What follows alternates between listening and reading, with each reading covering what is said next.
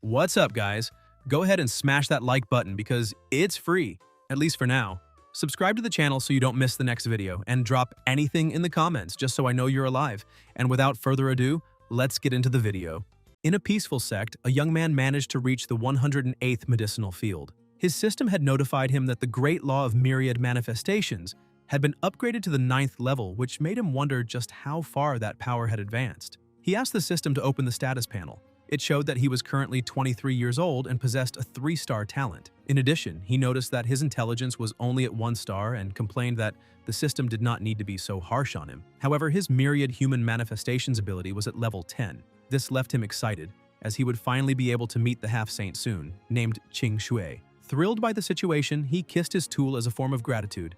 But at that exact moment, a woman arrived and found the action somewhat strange. The protagonist noticed and shouted that she was getting everything wrong. However, she simply held his head and gently comforted him, saying that her junior disciple had grown up and that this senior sister would need to visit him more often from now on. Qin Tian warned that he could not breathe and explained once again that it was not what she was thinking. Yet she told him to be quiet and said she understood everything since he was already of age and had been alone on Zangjian Peak all this time. And it must be hard to endure loneliness when the night is deep and quiet. Qin Tian asked her to stop saying such things because she was not understanding anything. However, he decided to change the subject and asked why she was there. She said that it was the day when the Kunlun sword sect recruited disciples and that the sect master wanted him to go as well. Ever since he became the master of Zangjian Peak, he had not recruited any disciples, and because of that, the sect master had a good opinion of him. The protagonist felt somewhat reluctant, saying that teaching disciples was very tiring, but he agreed that he should show up. He said he would change clothes and asked her to wait a moment, but she offered to accompany him while he changed. Embarrassed, the protagonist said there was no need and thanked her for the kindness. Meanwhile, 2 people were talking, saying that the saintess had fled to the Kunlun sword sect and that this matter required the sect master's personal judgment. Therefore, they needed to return immediately to the demonic sect. Meanwhile, at the center of the sect, several people were gathered. The master of the Kunlun sword sect, named Mo Wentian, was sitting and observing everything. The protagonist appeared very well dressed, and all the girls around him said he was very handsome and that just seeing him made them restless, because besides being handsome, he was gentle and refined like jade, not to mention that he was also graceful and elegant. So using the finest words in the world would not be an exaggeration to describe him. On the other hand, the men felt somewhat annoyed, saying that a mere cultivator of the spiritual movement realm dared to recruit disciples, and that if he had not saved the former master of Zangjian Peak, the famous Jiang Qingsui, he should not even be in that sect since he had no talent. However, the protagonist ignored both the praise and the criticism and sat beside the sect master with his book on the super collector editing method. Dissatisfied with the situation, the sect master patted his head while shouting that he should look at himself in the mirror because the dignified master of Zangjian Peak was spending his days planting herbs and strolling with birds. Moreover, his cultivation was still only at the spiritual movement realm, and she questioned whether he was not ashamed of that. Qin Tian felt a little confused and asked if she was not the one who had told him to appear. But his leader grew even more irritated, saying that he was quite bold to talk back to her. The protagonist realized that things were not going well for him and tried to leave. But his senior sister appeared, telling the sect master that everything was fine and asking her not to provoke him anymore. She explained that as the only venerable of the saint realm within that sect for thousands of years, junior brother Jiang should have his own unique vision and reasons for liking the protagonist. Wentian told her to pay attention to her posture since some things were resting on top of Qin Tian's head.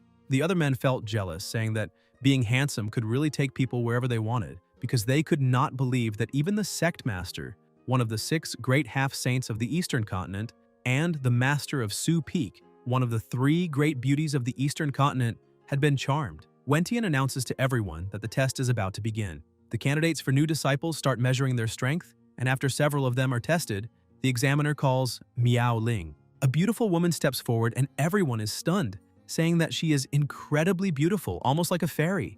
The other peak masters immediately begin arguing among themselves, claiming that she will become their disciple. After taking the test, the amount of power within her body shocks everyone. Even the sect master is surprised, saying that it is the Ice Phoenix bloodline. At once, all the masters approach her, including the sect master, who emphasizes that she wants to take her as a personal disciple and asks if she is willing. But Miao Ling remains silent, showing that she is not very interested. The others are shocked to see that even the sect master has been rejected, which means they still have a small chance. All the men around her try to persuade her to become their disciple, yet she simply ignores everything around her. The sect master, slightly irritated at being rejected, asks her to choose a peak she wishes to join and stresses that within the sect she will not lack resources for cultivation. Miaoling looks at Qintian, who is the only one who has completely ignored her presence. Without hesitation, she points her finger at the protagonist and says she would very much like to join Zangjian Peak. The protagonist is so surprised that he questions what is going on and whether he is really being dragged into gossip. Miaoling was the unparalleled emotion empress in a previous life, renowned throughout history. However, she was framed and ambushed by 3 experts of the Emperor realm. After all that, she was reborn in this world and almost turned into a furnace by the master of the demonic sect. Because of this, she managed to escape from the demonic sect and joined the sword sect, choosing a weak peak master. As long as her identity is not discovered and with the supreme record of oblivion from her previous life, she will certainly return to the Emperor realm, and this time she will definitely punish all those individuals. But for now, after the protagonist accepts her as a disciple, he takes her to her new residence. Though everything is in complete chaos, he says that room will do, as the bedroom suits her very well. Miaoling questions whether this guy truly never cleans his own house. A fly buzzes near her, making her sneeze. The protagonist approaches and touches her face, but Miaoling quickly steps back in alarm, asking if he is trying to do something. Qintian is confused and explains that there was a bit of dirt on her face and he only wanted to help clean it, then asks why she is so agitated. However, because of everything she went through in the demonic sect, she was simply frightened and backed away, trembling with fear. The protagonist decides to drop the matter and points out that now that she has chosen to join him as a new disciple, there are some rules she must follow. As he speaks, she thinks that in her past life, male cultivators would not even dare to look directly at the Empress, yet this guy truly dared to take advantage of her. The protagonist continues explaining and says that first of all, he is a very busy person, since he spends his time cultivating and watering plants, which takes up much of his time, so he may not have much time to teach her.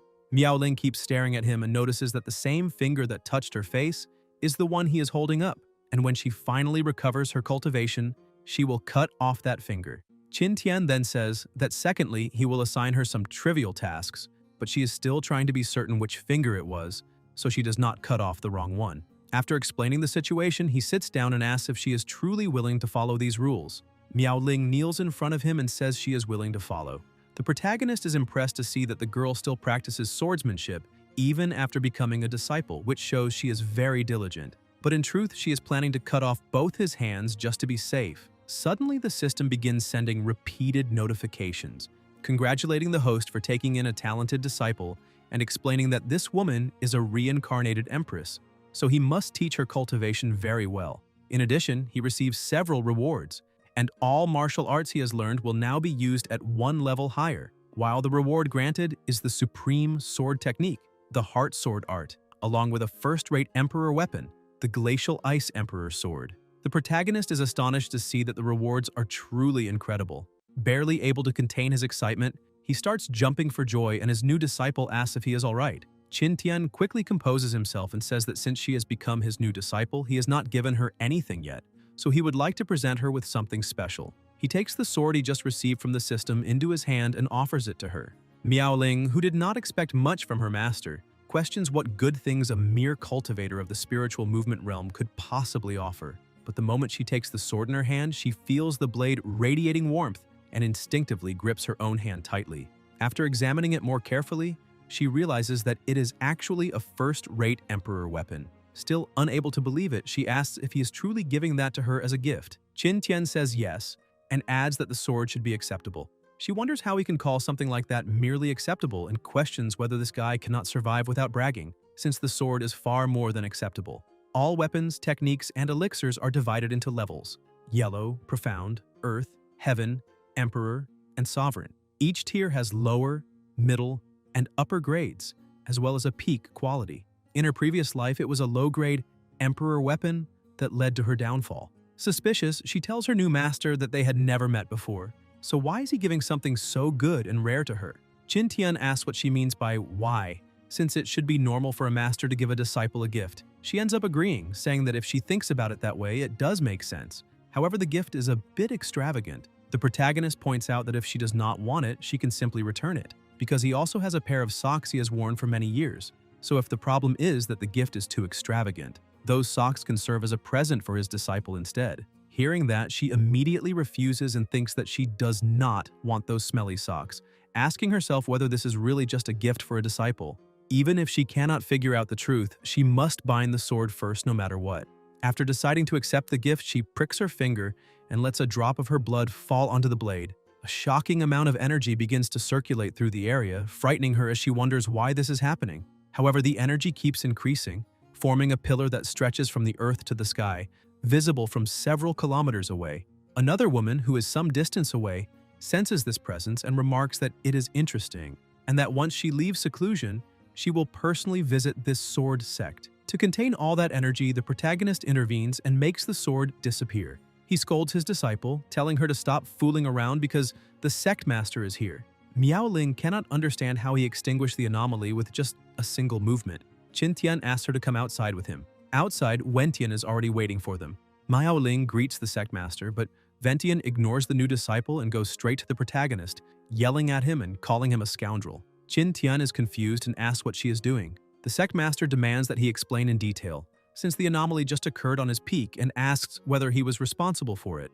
But the protagonist asks if she truly believes that someone in the spiritual movement realm could cause such a commotion. Wentian ends up agreeing, and the protagonist adds that it was merely an anomaly and that if it appeared, there is nothing that can be done. Wentian reprimands him, questioning what he knows about such matters, since an anomaly like that appearing within the sect will surely bring trouble. However, the protagonist says that every anomaly or phenomenon is like dewdrops and lightning, so she needs to relax a little. Wentian begins to walk away, saying that he just needs to be a bit more careful.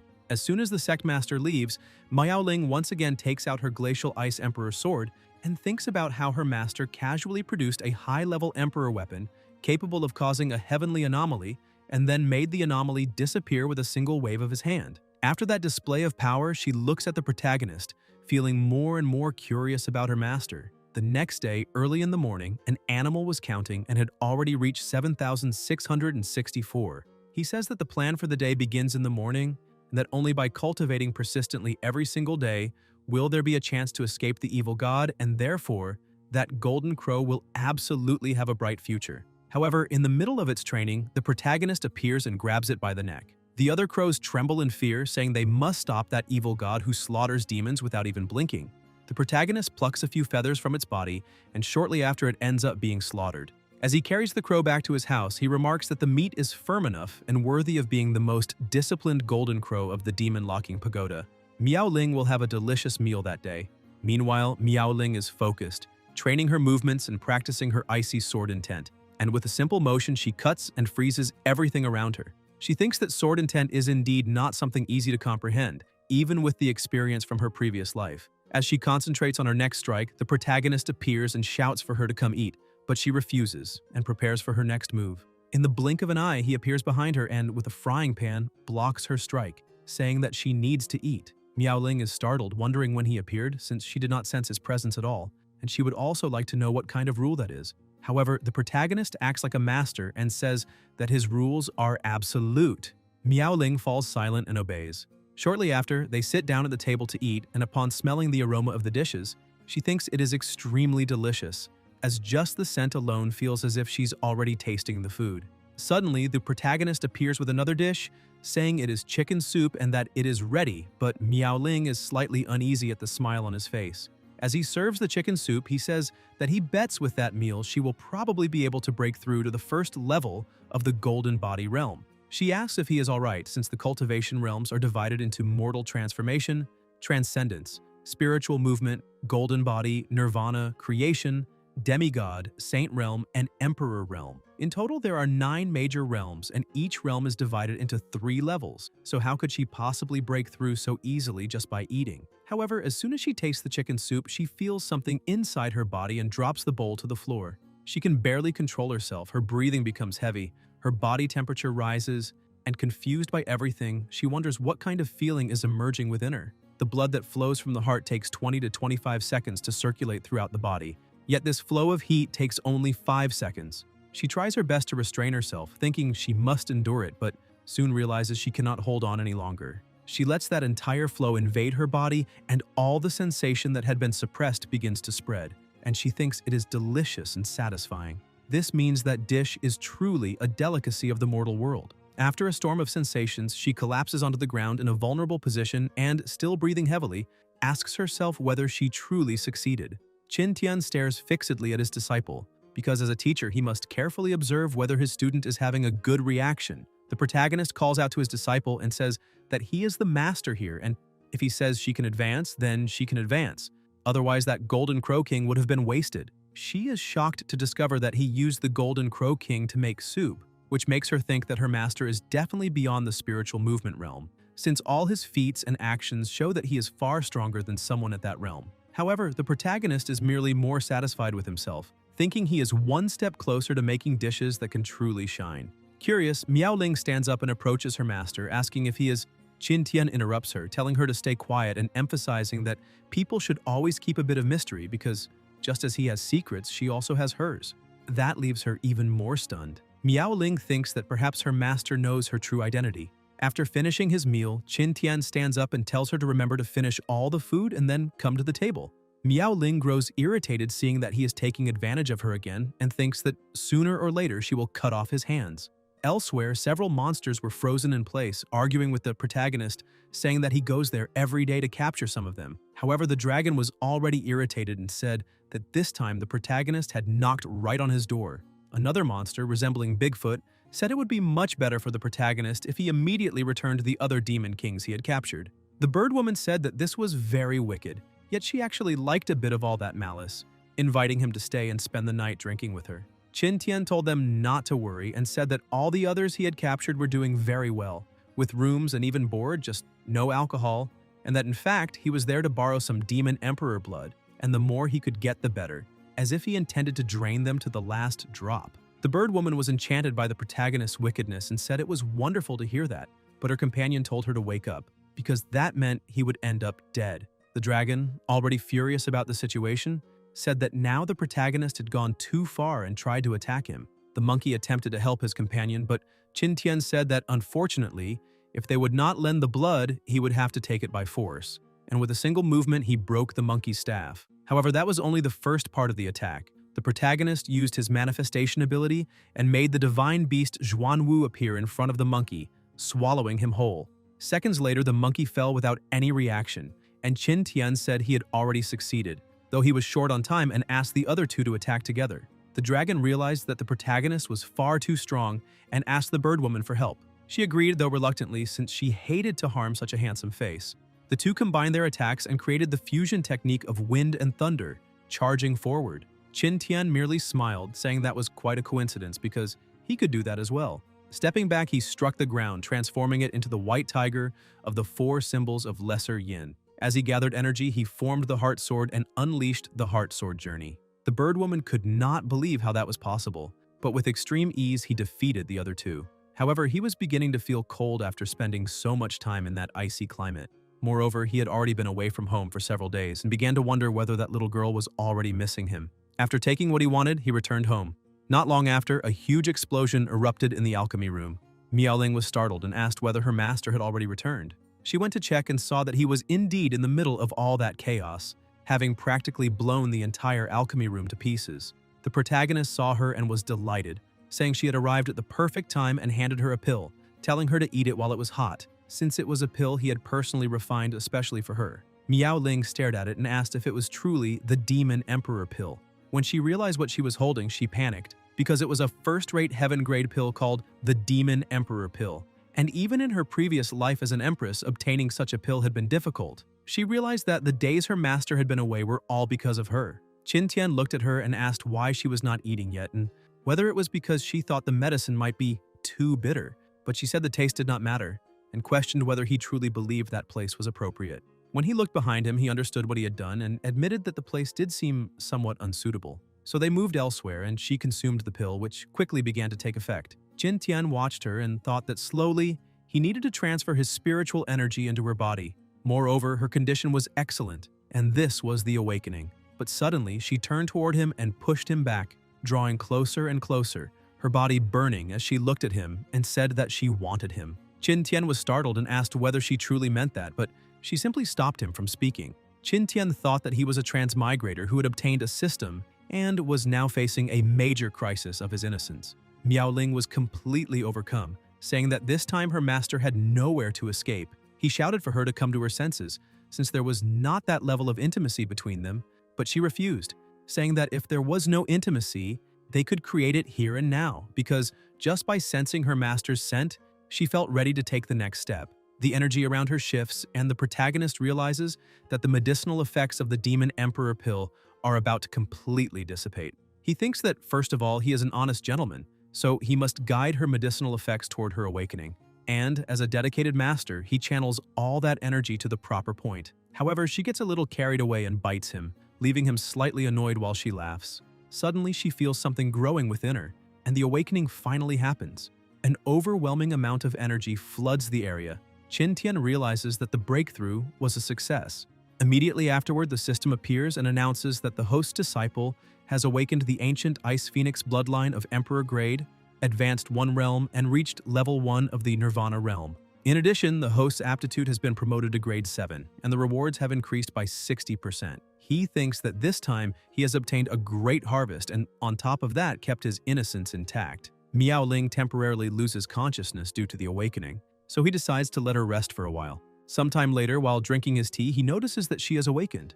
She asks what happened between them, and the protagonist says that to make things clear, as a master, he is firm and unmoved. And besides, she was the one who initiated everything, so she should be more careful in the future since there is a distinction between master and disciple. Still confused, she asks what he is talking about, but the protagonist simply runs off, saying he needs to take care of something. Miao Ling looks at her own hand, wondering whether she really did something, because it seems like, until she suddenly realizes what happened and shouts, telling her master to wait immediately.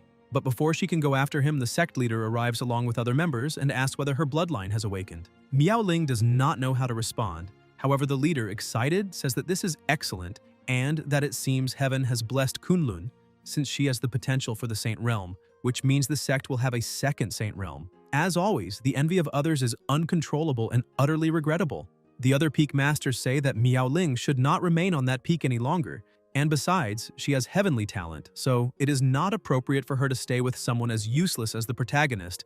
Therefore, she should have a reliable master to guide her properly. The sect leader reflects on this for a moment and says, it does seem reasonable. But Miao Ling grows irritated by such comments and declares that her awakening was entirely thanks to her master, and that if they dare to speak ill of her peak and her master again, she will have to ask them to leave immediately, as they are not welcome there. Everyone is left speechless. Suddenly, another person rushes in calling for the sect master, saying something very bad is happening. One of the masters tells the young man to watch his words and have some dignity. The youth apologizes for his behavior but says there is no time to argue, since the demon race is attacking the sect. Wentian tells Miao Ling and Qin Tian to hide. The young man's master scolds him, saying he has said that before and it was false, and asks whether he is certain this time that the demon race is truly there. He says yes, and reports that it must be the phantom of the Ice Phoenix that attracted their attention. The sect master says that if that is the case, then they will go meet these demons. Several people gather to see what is happening, and a small army of demons is hovering overhead. One of them declares that the ancient Ice Phoenix bloodline is right there, and shouts for them to hand over the Ice Phoenix bloodline immediately. With just the aura of the demon leader alone, the pressure is already terrifying. Even Miao Ling, who is some distance away, begins to feel unwell upon sensing the aura of a demon emperor of the dragon race. Moreover, she realizes that this aura feels somewhat familiar and seems to resonate within her in some way. After thinking for a moment, she finally understands that the demon emperor pill carries the exact same dragon aura, since there is blood within that pill, and when dragon blood encounters the phoenix blood in her body, it awakens her truest emotions, and that was precisely why she acted that way with her master.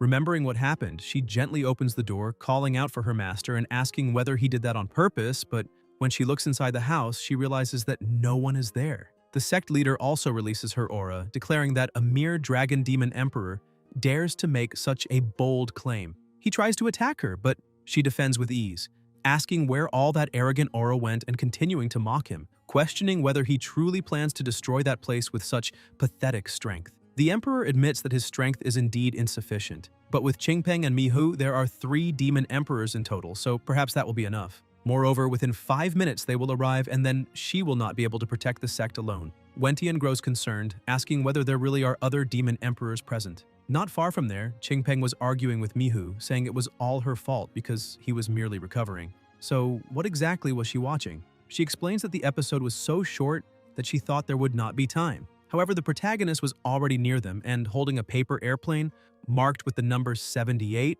He says he will invite contestant number 78. As soon as he throws the paper airplane, he tells it to fly and catch up to them. Qingpeng notices several paper airplanes following them and asks Miho whether those are some new pets of hers.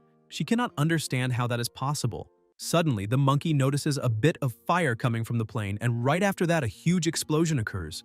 They barely manage to escape, yet they have no idea where it came from. When they look ahead, they see a giant frying pan approaching. The protagonist appears and says that the road is closed and they should return the way they came. The two realize that he is the same scoundrel who injured them last time. They ask whether he belongs to the Kunlun sect. The protagonist congratulates them for guessing correctly and says that now there is a prize. However, the two emperors are utterly terrified, as they already know how powerful their opponent is, and they politely apologize for the disturbance, saying they will withdraw immediately. Qin Tian asks why they're running so fast since they have not yet received their prize. He uses the great manifestation once again, and a hand emerges from the sky, the golden dragon, and a massive explosion strikes the two, pulverizing them instantly. He remarks that they are still far too weak, since they cannot even make a single move. Meanwhile, the Dragon Emperor and the sect leader were staring at each other. She says that half an hour has already passed and the allies still have not arrived, asking whether they are reliable. Realizing there is nothing more he can do, the Dragon Emperor finally gives up and calls his followers to retreat, vowing that he will make those two pay when he returns. The people watching celebrate, seeing that they are finally safe and that this was expected of their leader. However, she knows that the demons are now eyeing Miaoling, so she must go there immediately. As he leaves, the Dragon Emperor is utterly furious, saying it is true that he was stood up by those two, and just thinking about it makes him extremely angry. One of his subordinates tells him not to be so upset and offers some water, but the Emperor remains irritated, saying that will not solve anything, and that if he were stronger and had tied up that stinking woman, they would not be in such a miserable situation. Because of that, he does not notice Qin Tian passing on the other side. Qin Tian is carrying a cow while heading home, saying that it has been quite a while since he last ate beef, so tonight's dish must be a meat stew. The next morning, the protagonist wakes up under the blinding sunlight. However, he finds it a bit strange, since from his room he can only see the sunset, which means he slept through the entire day. He remembers that Miaoling used to bother him every morning, saying it was time to cultivate and that he needed to get up and cultivate with her. And now, after a month, he has finally found peace, since she has stopped disturbing him. Excited about the situation, he starts chasing after the cow to celebrate. Later that night, Miaoling is trapped inside a cage in the middle of the forest. The protagonist goes to her and begins to release her, saying it is time to eat and that they will have a great meal that night. However, she refuses again, saying she no longer needs to eat. He becomes confused when he sees so many red threads around her, asking what happened, since before she was the embodiment of icy beauty.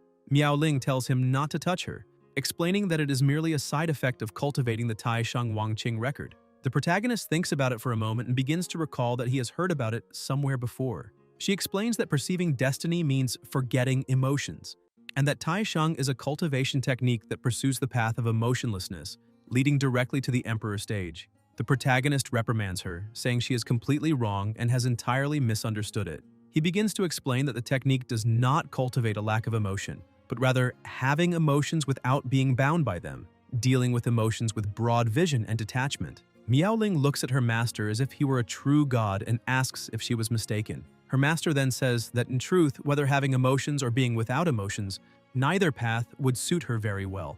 As a sword cultivator, it is more appropriate for her to act according to her own whims, so she is better suited for the cultivation technique he has in his possession, the heart sword art. And as seen before, the protagonist used this very technique to defeat the emperors, which shows that he is at least already in the supreme realm. He asks what she thinks of this suggestion, and adds that it only costs 200 taels. She asks whether the supreme realm he is referring to is the one a whole realm above the emperor realm, and he answers yes. Without hesitation, she hands over 2 gold coins, saying she will take it. However, she only handed over 2 coins while the book cost 200 taels. Yet, as she holds the book, she looks like Smeagol clutching his precious. She thinks that in her previous life, she went through countless trials and never obtained it. But in this life, it was so simple that she acquired it with just a stretch of her hand. Before leaving, she looks at her master laughing and thanks him. The next day, another girl approaches, calling the protagonist Uncle Master, but he asks her to keep quiet.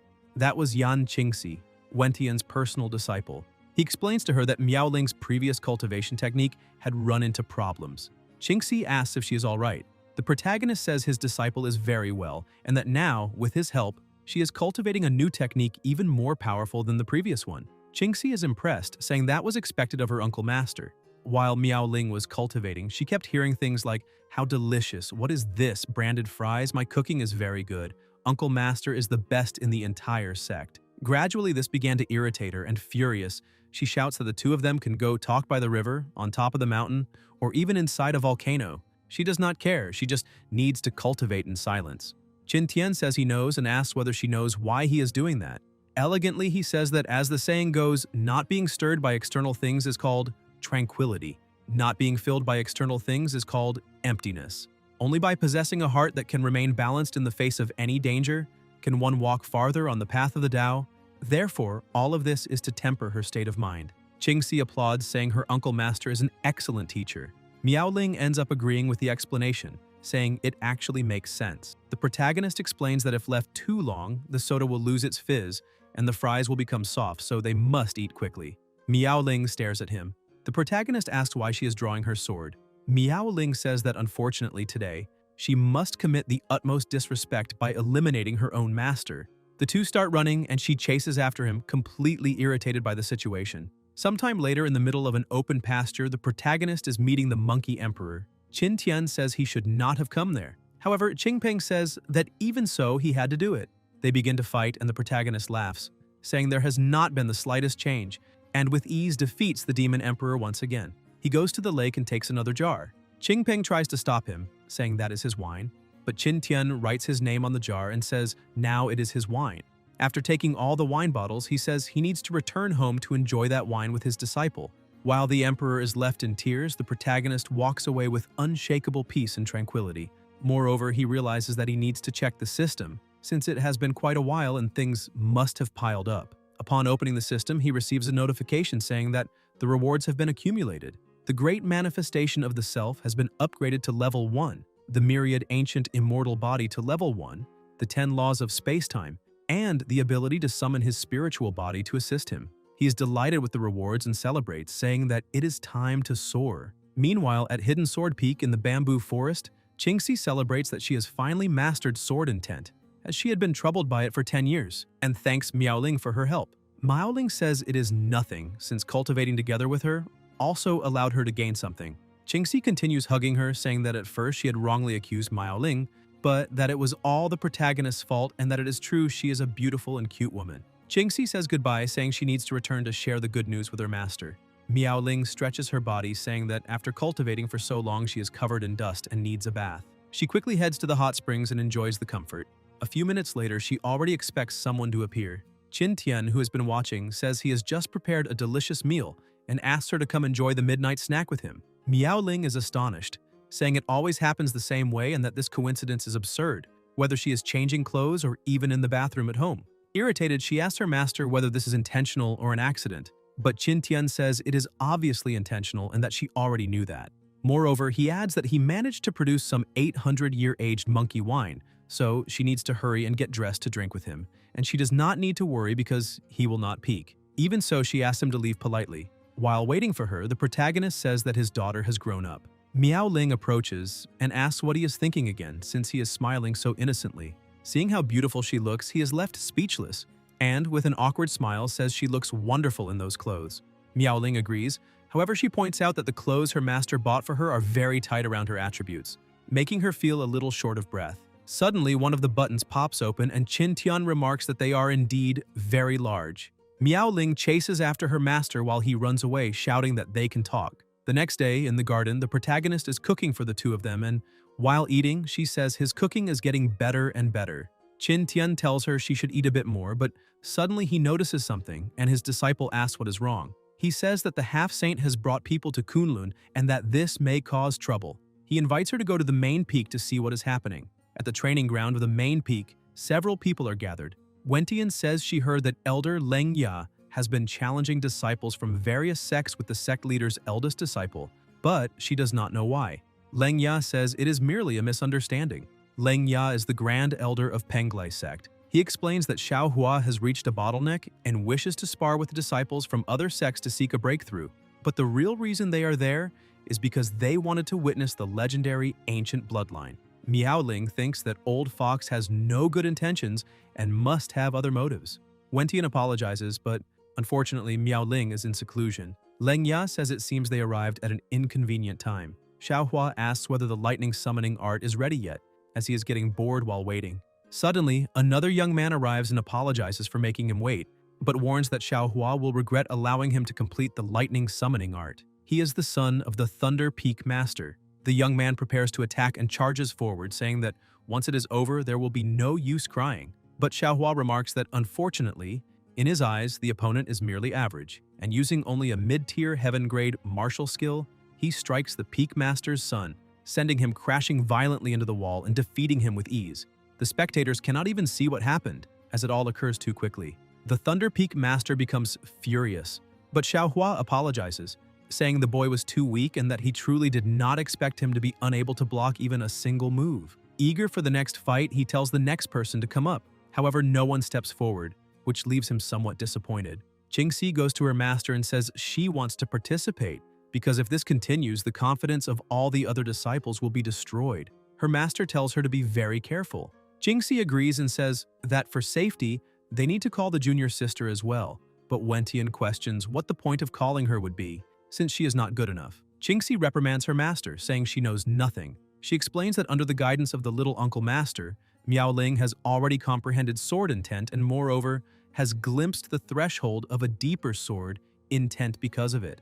Wentian cannot believe it and asks her disciple if she is truly saying that the protagonist taught Miaoling swordsmanship and made her understand sword intent. Qingxi says she is absolutely certain. The leader finally understands why that boy always seemed strange, and the real reason is that he has always been holding back. Qingxi steps onto the arena and says she will be next. Xiaohua starts laughing and says that if even the senior sister of this place is stepping forward, then they might as well make a bet, and that bet will be a slot in the carefree secret realm. The rules are very simple. If she wins, his slot will be hers, and if she loses, then she must hand over one slot. Wentian realizes that their true objective is a slot in the carefree secret realm. She tells Qingxi to agree. Xiaohua says that is settled and calls for the match to begin, inviting her to attack. He activates the Gale Sword intent while she uses the Blade of Wind Sword intent. He becomes excited to see that she also possesses sword intent and decides to reveal his true strength. Qingxi remarks that anyone can boast, but he tells her to just watch and prepares to strike,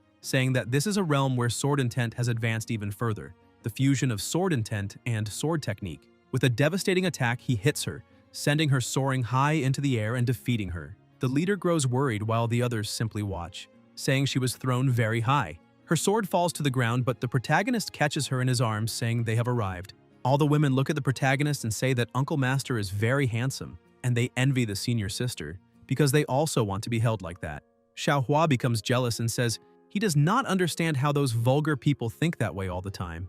But the moment he sees Miaoling, he is captivated by her beauty. He quickly walks over and grabs her hand, saying that his name is Xiaohua, that he is the eldest disciple of the Penglai sect leader, and the foremost among the 3 great prodigies of the younger generation. He asks if he may know her name, junior sister, so that they can get to know each other better. He thinks she is phenomenal and dazzling. Lengya thinks that the true target has finally appeared, and now it is time to properly assess her other qualifications besides her bloodline.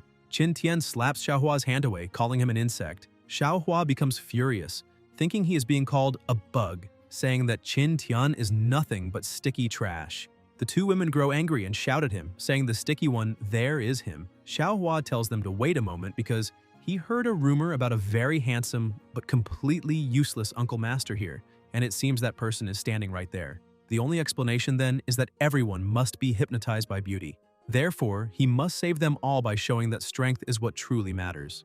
Qin Tian tells them not to look, because that smile is so ugly that it is obvious he is thinking indecent thoughts, so he needs to be taught a lesson. Miaoling says she understands and adds that she will finish him in 3 moves so as not to humiliate the other sect too much. The 2 prepare to fight, and people begin to question whether it is really possible for her to win, since she has only been cultivating for a little over a decade. However, she has the ancient bloodline, and perhaps her cultivation speed is several times faster than most. Wentian asks how long Qin Tian intends to keep holding Qingxi. The protagonist explains that she was injured, so he is just helping, preventing her wounds from worsening. Xiaohua thinks Miaoling's cultivation should not be higher than Qingxi's, so with his current strength he can treat this as a sparring match, which will demonstrate his strength and dedication. Once again acting arrogantly, he tells her to make the first move, but in the blink of an eye he is struck by her.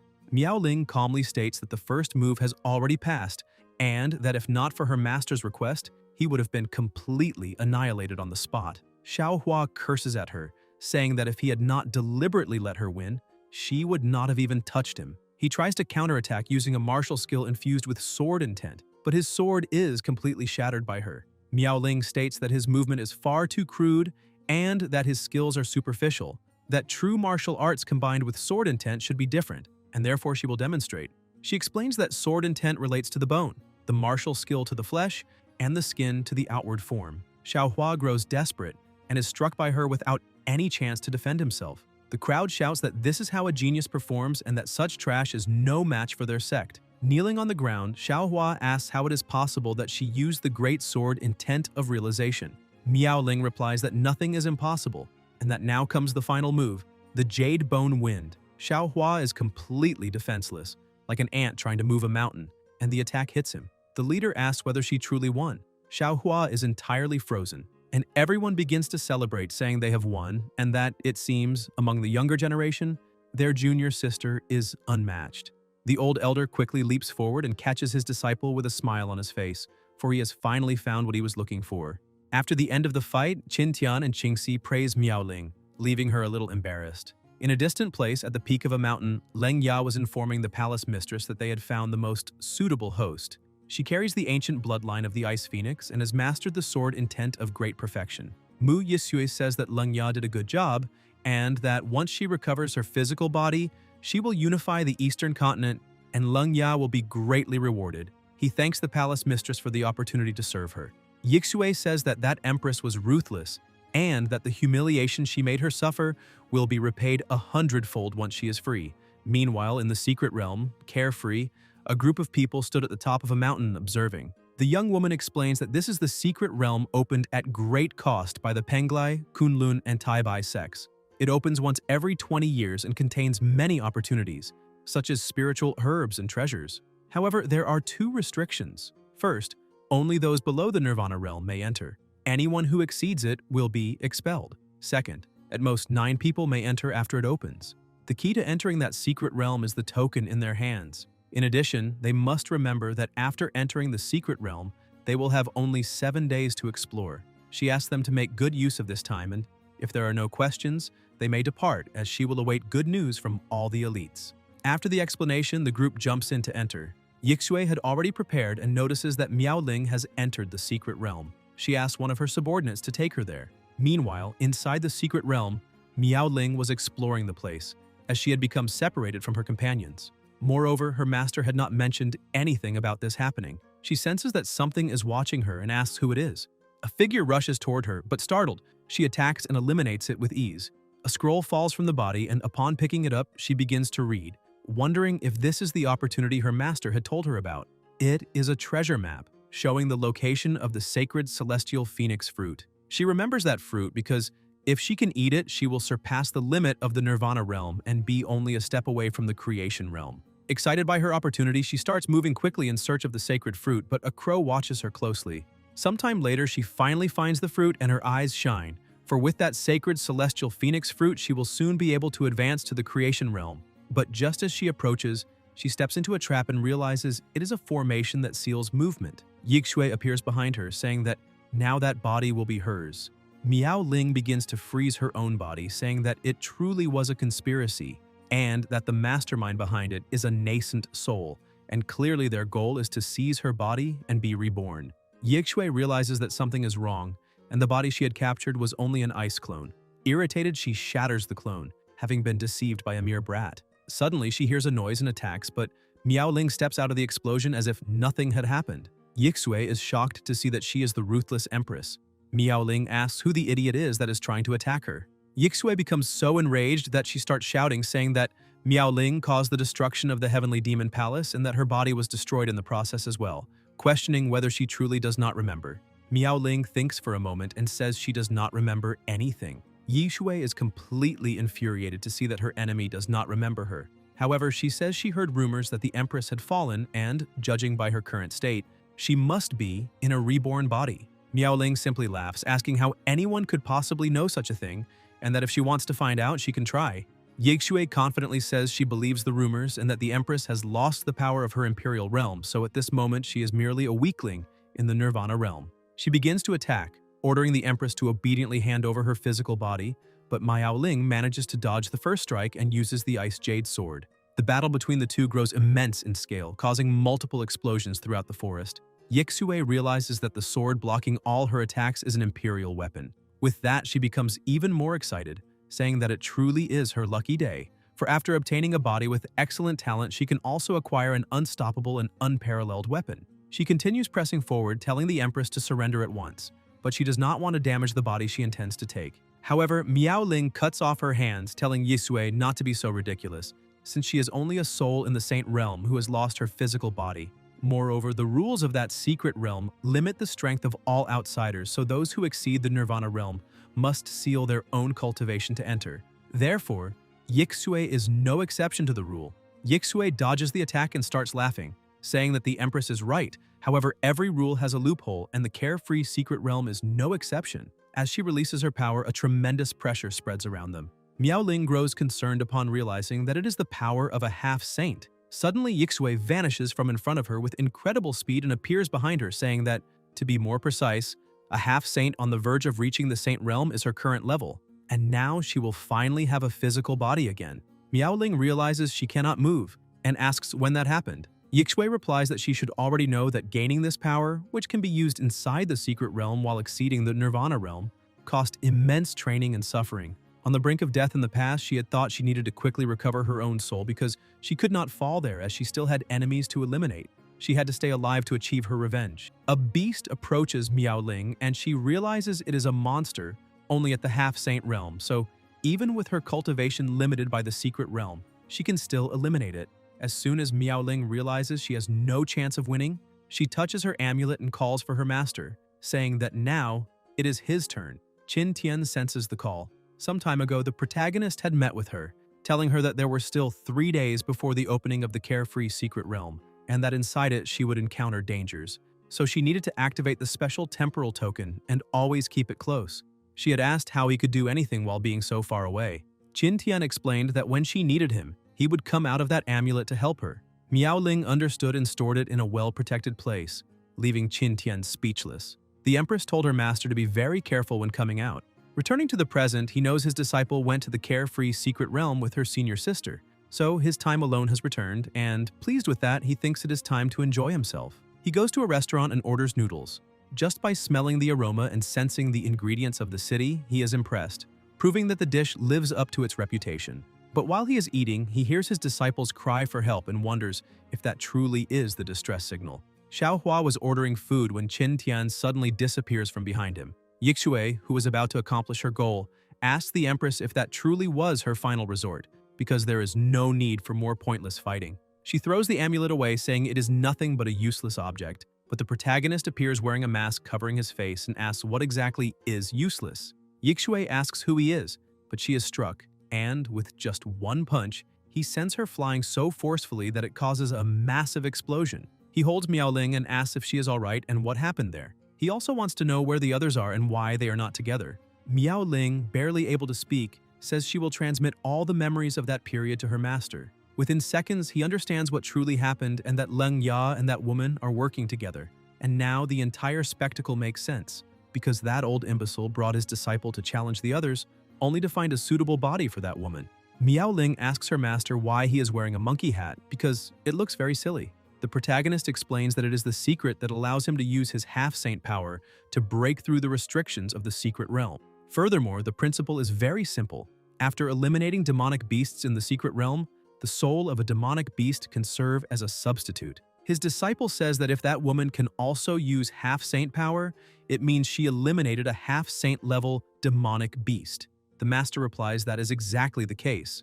Yixue regains consciousness, but she is completely terrified by that dreadful power since with just one punch, her soul was nearly destroyed.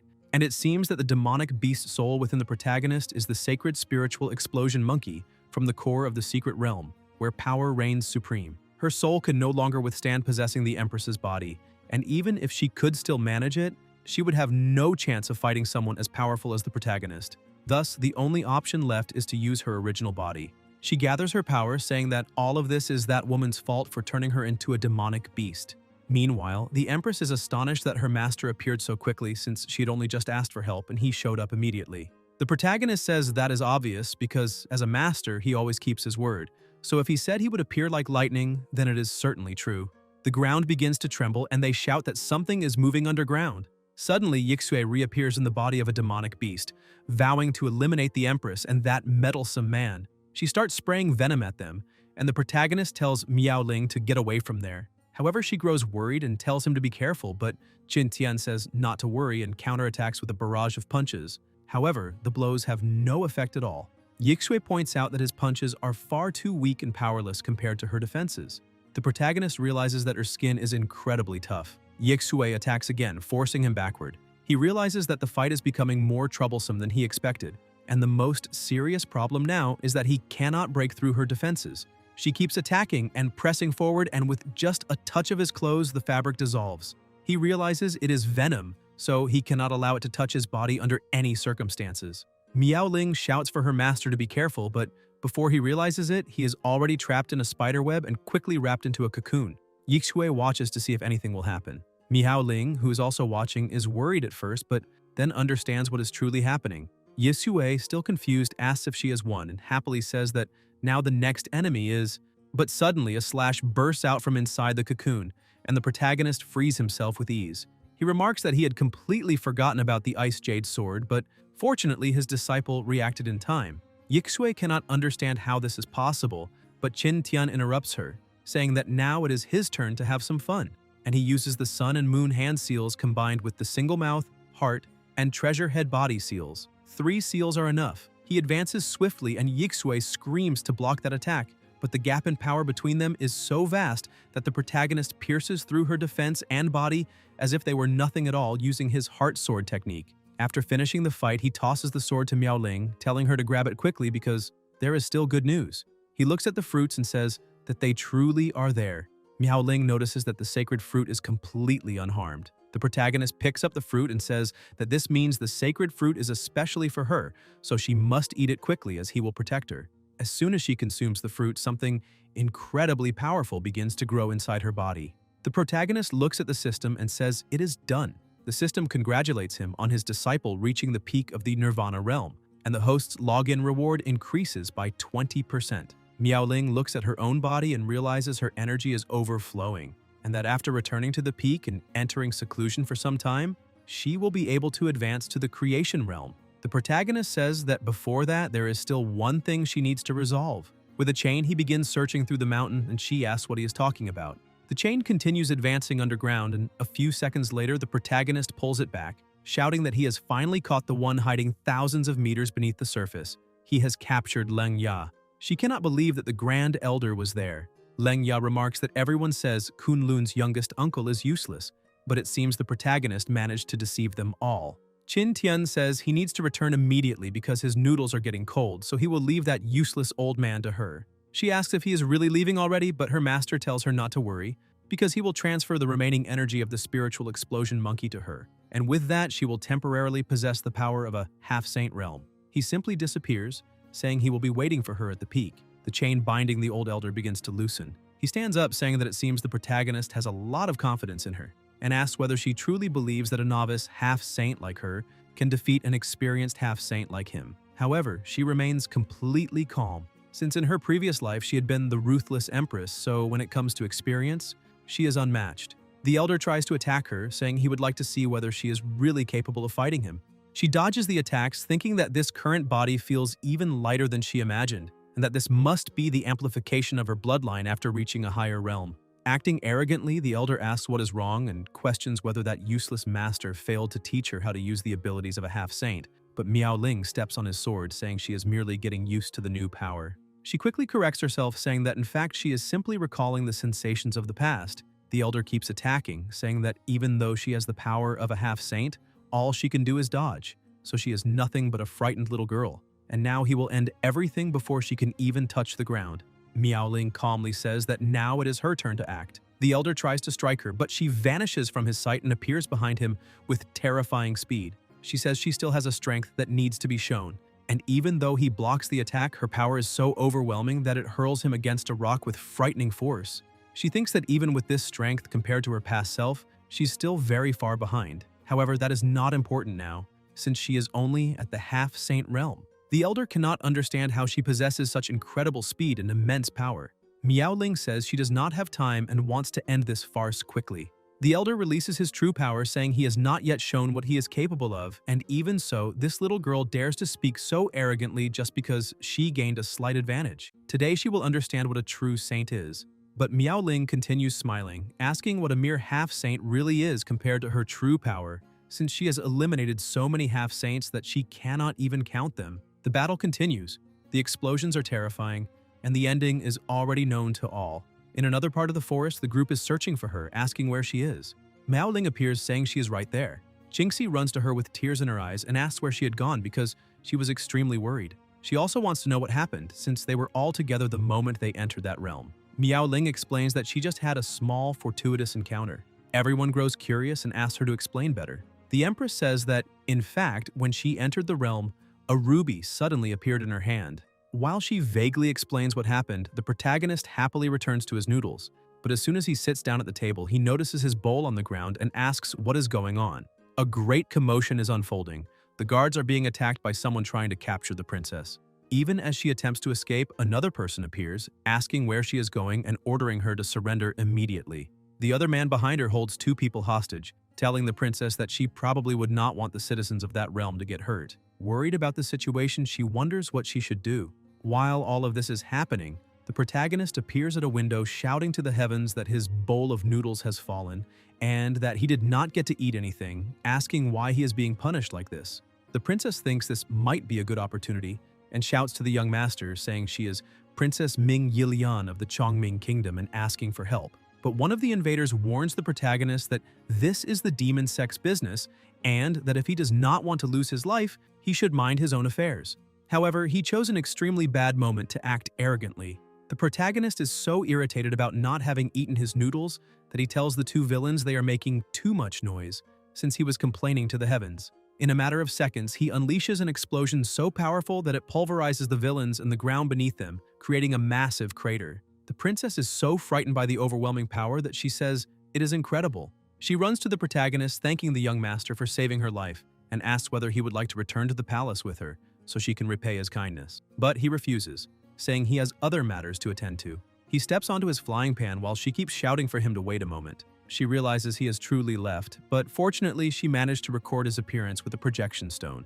Now she only needs to return and ask the intelligence agency to investigate and find out who that young master really is. On his way back home, the protagonist thinks it will still take some time for his disciple and the others to return to the sect, so he might as well go home and relax a bit. However, as soon as he arrives, he senses something strange. He opens the barrier and questions why there is a Saint Realm formation installed in his house.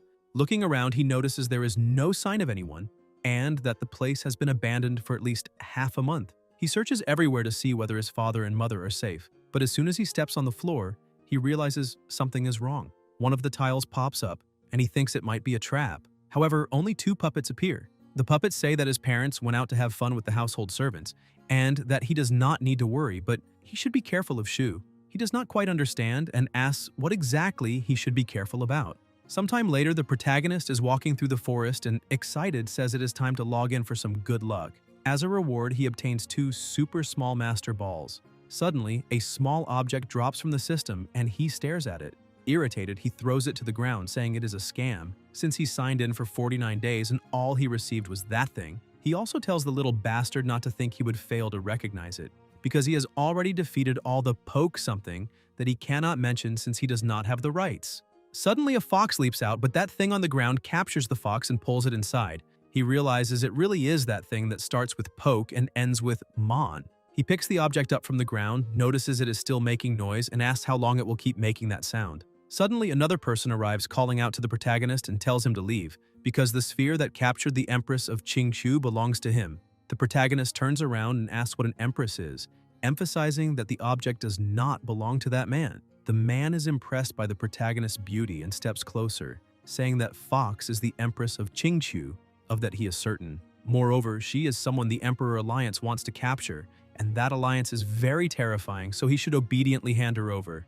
If he behaves, they can go somewhere more secluded and happily improve their cultivation together. The man squeezes a certain part of his own body and remarks that, at that moment, a powerful melody awakened within him.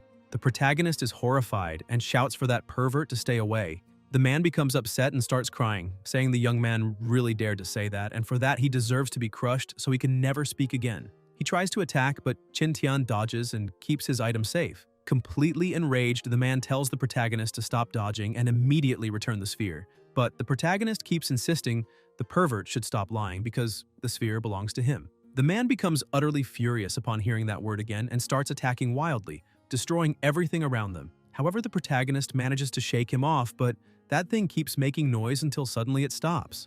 The man, who had been chasing the protagonist, is already exhausted, saying he cannot go on. Qin Tian shouts at him and calls him a pervert again, saying they will never see each other again.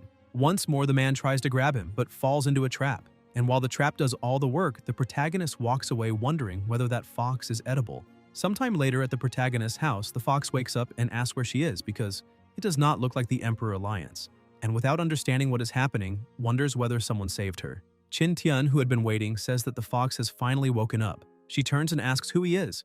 The protagonist explains that this is the Kunlun sect and that he is her savior. But the Empress does not believe him and tells the protagonist to stop bragging since he is only at the spirit movement realm. And how could someone at that level possibly save someone in the Saint realm? Qin Tian simply smiles and says she can believe it or not, but that pervert has already been turned into fireworks. The fox tries to run away, but the protagonist explains that not only did he save her, she also happened to fall and hit his magical artifact, so he signed a preliminary contract with her, and because of that, she cannot stray too far from him. The fox shouts for him to immediately break this contract because she needs to leave as soon as possible. Qin Tian explains that unfortunately he cannot do that, because the manual states that if the fox breaks the preliminary contract, she will be eliminated immediately. He reads further and says that the full contract must be signed, otherwise the fox will be violently eliminated in 3 days. She still refuses to believe him, asking who he thinks he is fooling.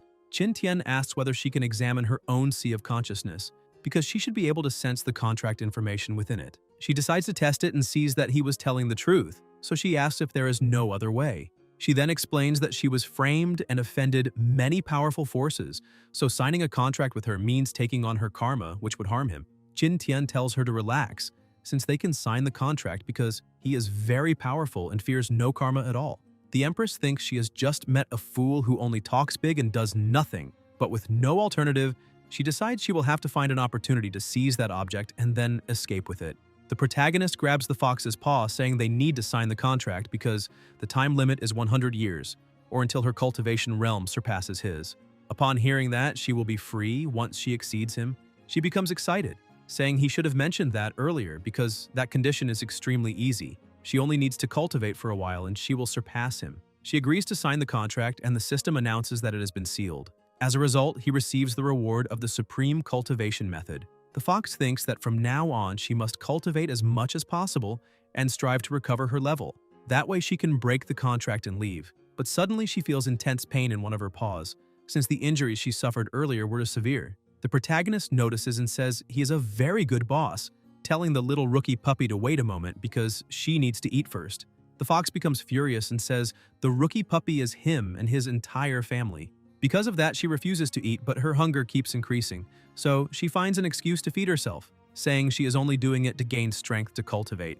After tasting a piece of meat, she realizes it is Demon King meat, and suddenly another tale sprouts. She realizes she may have been tricked, because once she finishes eating that entire table of Demon King meat, her cultivation will far surpass the spirit movement realm. Sometime later, the fox tries to escape at all costs, but the protagonist grabs her, saying she is injured and her realm is too low, so it would be dangerous to be alone. However, she continues refusing, saying she will handle it herself, but her paws slip and she falls into the water. The protagonist looks around and asks where the fox went. Suddenly, a woman begins rising from the water, calling the protagonist a scoundrel. She jumps on top of him and, irritated, asks whether he does not understand human language. However, he only notices that she is very well endowed. The protagonist did not expect a small fox to be so beautiful, much less to have such an impressive figure. The Empress realizes what he's implying, hides in embarrassment, and tells him to leave immediately. Qin Tian asks whether she truly wants him to go, because he was planning to give her something. The fox appears with only her eyes above the water, saying he is a great pervert and that she wants nothing from him. But as soon as she sees what it is, she asks whether that is a celestial fox pearl. The protagonist says yes, because if he remembers correctly, such a celestial beast pearl is formed when a celestial beast is killed and condenses all its spiritual power and laws into a single point. Those condensed by the fox race are called celestial fox pearls, and those of the dragon race are called celestial dragon pearls. Regardless of the race, any celestial is a supreme imperial treasure. Excited by the situation, she stands up and asks whether he truly intends to give that to her. He says yes, however, there are a few conditions. The fox asks what the conditions are because she will not agree to anything complicated. The protagonist looks at her and asks for a kiss. She does not agree with that idea at all, saying that it is only an imperial treasure and not worth her kiss. The protagonist asks if that is really so because he had been thinking of giving her that cultivation method along with the celestial pearl after receiving the kiss. But she simply laughs, saying she thought it was something else and almost cried over it, when in fact it is merely the supreme art of the celestial fox. The cultivation method of the fox race, the nine-tailed celestial scripture, is already the pinnacle of imperial-level cultivation techniques, and she does not need the supreme fox art he possesses. Qin Tian tells her that making such a hasty judgment is not a very good habit and asks whether she truly does not want to read it first before making her decision. He tosses the technique to her and she agrees to read it. However, she emphasizes that she does not believe there exists any cultivation method in this world more suitable for the fox race than the nine-tailed celestial scripture. The protagonist finds her attitude rather annoying, but waits while she reads. After some time, she becomes shocked and says that it is actually real, that cultivation method can truly allow her to cultivate all the way to the celestial fox realm. In the hundreds of thousands of years of fox race history, there has only ever been a single celestial fox. That celestial fox appeared by chance, using certain celestial materials and earthly treasures. Once she reaches the celestial fox realm, seeking revenge against the Emperor Alliance will be as easy as turning her hand. She asks whether he is really giving it to her, but when she looks at him, she realizes he is no longer there and asks where he went. The protagonist, who is standing behind her, says that a true gentleman never goes back on his word because no one is forced to make a promise, but once it is made, it must be fulfilled. Moreover, he remarks that a cup of wine after a bath is delightful and asks whether she has thought about it and whether it is worth it or not. Since the exchange truly is worth it, she says that a kiss is just a kiss, so she will go ahead. Qin Tian prepares himself and says he is ready. The two draw closer, but at that exact moment, Miao Ling arrives and throws her sword between them. The fox is startled, saying it passed just a few centimeters away from her and asking whether an enemy has appeared. Completely furious, Miao Ling says that because of the promise she made to her master, she left the secret realm and did not rest for even a second, all to return as quickly as possible. Qin Tian asks her to wait and let him explain, but she refuses, telling him to go straight to hell, calling him a perverted master. At last, the fox has recovered her cultivation, reaching the half-saint realm. She is the imperial daughter of Qing Chu, named Bai Xiaoru. However, what she expected does not happen. She storms back into the house angrily and asks the protagonist why the contract has not been broken, since she has already reached the half-saint realm. The system had already informed the protagonist that his little pet's strength is of the 9th rank, and because of that, he received another reward. Miao Ling greets the little fox with a good morning, and the protagonist says he knows nothing about the contract. Furious at the situation, she curses her master, calling him a great liar and a mysterious man, as well as a stinking pervert. Meanwhile, in the demon realm, the three emperors go to see the Holy Demon Lord. The Holy Demon Lord asks why the three of them do not stay in their own territories and always rush over there. They report that they discovered the ancient Ice Phoenix bloodline. However, there is an expert by her side, so they were unable to bring her back. That expert is so powerful that he inflicted extremely serious injuries, and because of that, one of them remained in seclusion until that very day to recover. The Demon Lord says that is very interesting and asks where the bloodline is. Miho explains that the ancient bloodline is in the Kunlun sect. The Demon Lord asks whether that is one of those 3 ancient mortal sects, because if they had not ambushed him back then, his cultivation would not have stagnated for so many years. He orders the 3 to immediately gather the demon race.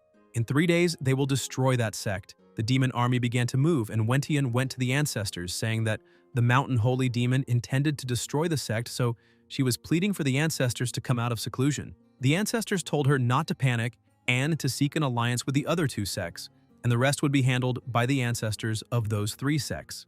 Meanwhile, the protagonist was calmly watching his two disciples train, and at last they managed to reach the Saint Realm. In addition, he obtained the reward of the Sword of Death, and it transformed 12 times. Dual Eternity. 3 days later, the three emperors, along with the army, advanced. But the alliance of the three sects was also prepared, and a great battle erupted between them. Sulan tried to confront Mihu, however her strength was not enough, and she was quickly captured.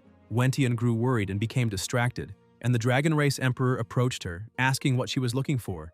Mihu thanked the tree for its assistance and said that now they needed to send Jade Sword Peak to Hell. But suddenly, a massive explosion occurred. Miaoling arrived and saved Sulan, telling Mihu that now her opponent was right there. Mihu was delighted to see that the Ice Phoenix bloodline had finally appeared. Miaoling told Sulan to rest for a while because she would take care of that tired bird.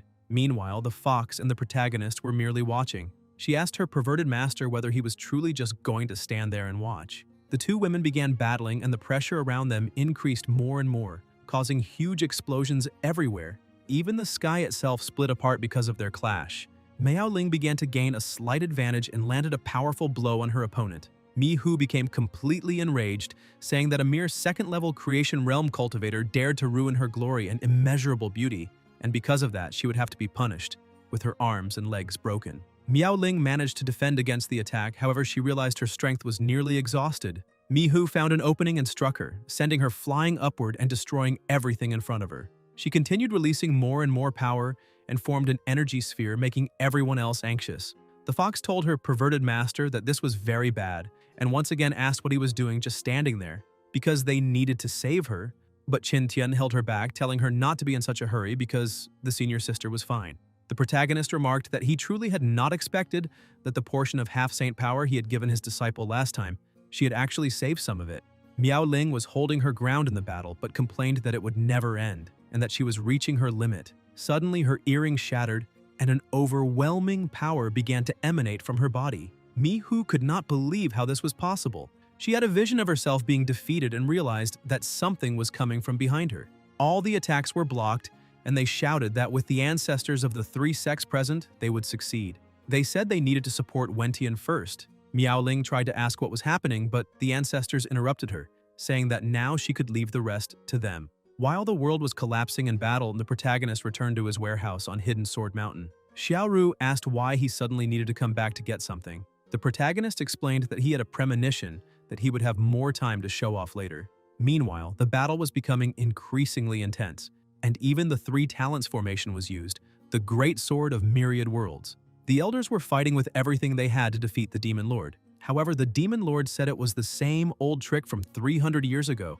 With the breath of destruction, the attacks collided and a massive explosion occurred, sending everyone flying. But the Demon Lord took on his true form and blocked the attack with a single finger, saying they were not too bad, since they even managed to break his sedan chair. However, it was a pity they were still a bit short of defeating him. Seeing that no one could stop him anymore, he declared that now he would reach the Emperor Realm and attacked Miaoling. The sect leader shouted for her to be careful, but she had nothing left to do and simply accepted that it was over. Yet at that exact moment, a hand emerged from the center of her chest, blocking the Demon Lord's attack.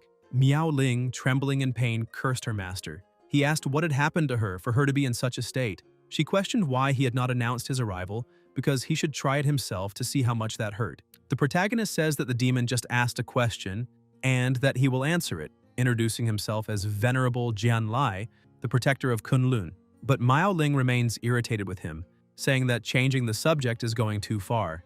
The Demon Lord bursts into laughter, saying that presenting himself as a protector is nothing but a joke, because today he will crush everything there since no one can stop him. He tries to attack but realizes something has gone wrong, and asks how that is possible since the protagonist easily pierced his skin, cutting off one of his arms. Qin Tian looks at his opponent and says that, beloved by all and blooming with joy, the lid of a coffin shall open, the supreme sword of life and death, asking whether he has never heard of it before and whether he wants to know more. However, the Demon Lord tells him to stop pretending, asking what supreme sword of life and death he is talking about, since that is merely an emperor-level sword. The protagonist asks whether he truly believes that, because if so, then he will show him another strike. The demon lord reinforces his skin, but the protagonist's attack is so powerful that even with the reinforcement, it completely shatters his defense and destroys his arm, causing massive devastation. Qin Tian asks whether the fight is already over, because like this, it is no fun.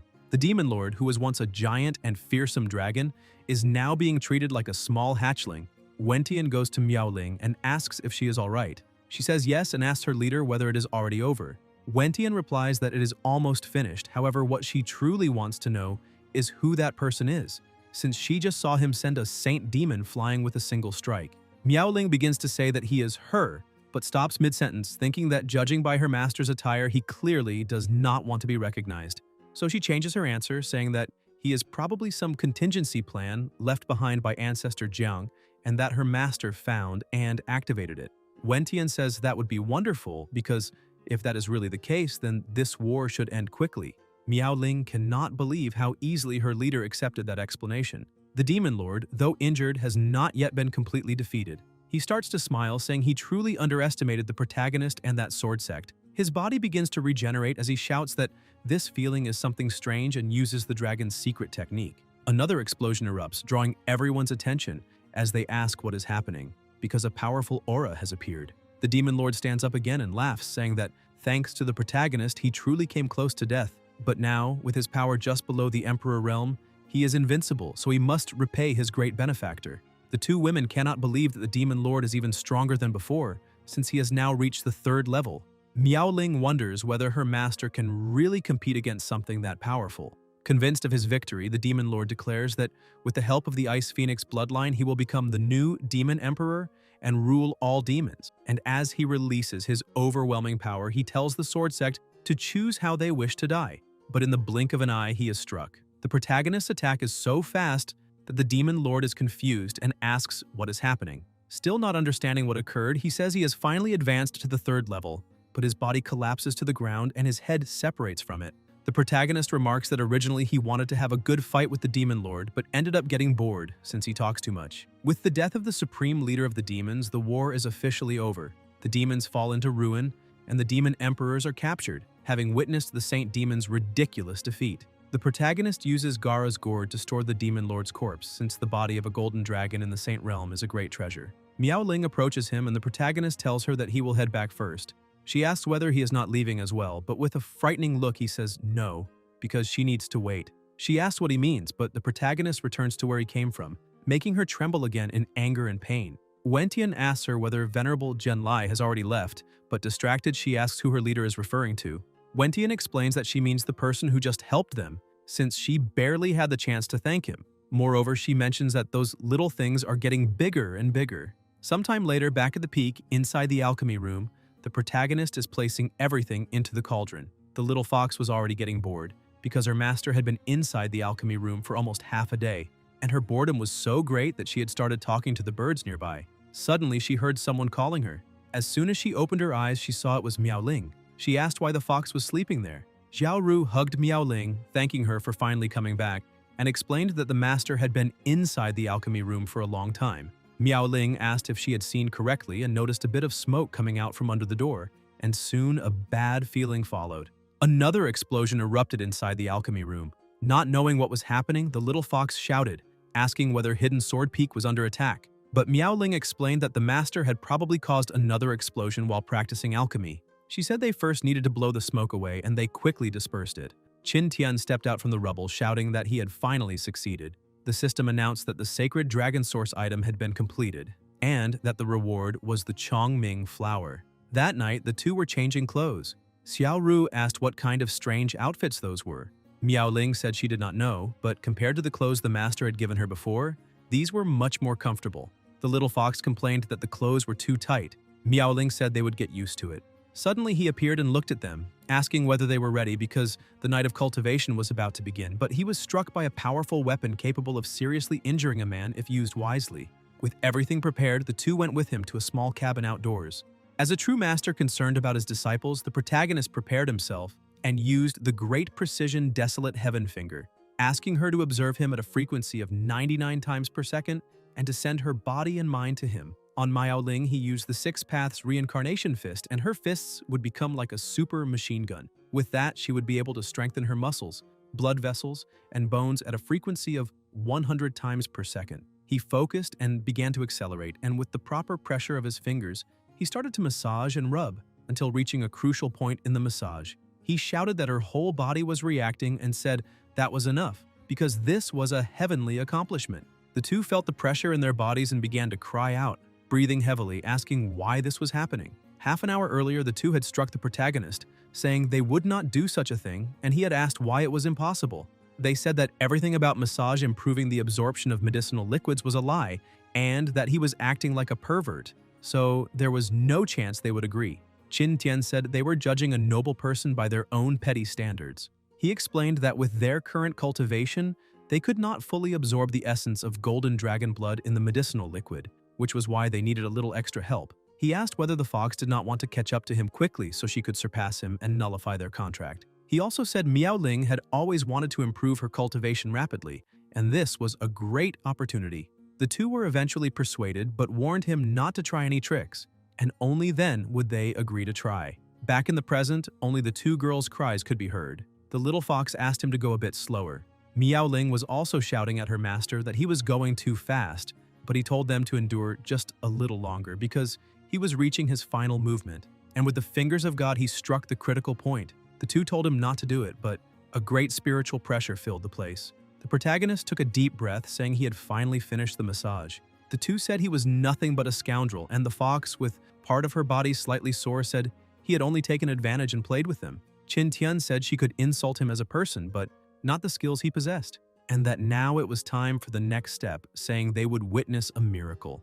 Once again, he ended up getting hit, but in the end, the two realized everything was true, because the speed of absorbing and converting spiritual energy had increased several times compared to before. Slightly bruised, the protagonist said he had never lied in his life. The system announced that Miaoling had just reached the half-saint realm, and that the host's reward was an increase in cultivation aptitude to saint grade, and a 50% increase in login rewards. The little fox apologized to her master, saying she had been wrong to accuse him unfairly. Miaoling then had an idea and spoke with Xiaoru.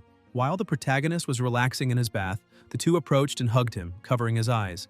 And the rest must be told on another platform because here on YouTube it cannot be shown. After the great battle of the demonic race, Qin Tian and his two disciples were sleeping. Even before the rooster began to crow, a scream was calling for the protagonist's help. He wakes up and asks who is disturbing his dreams so early in the morning.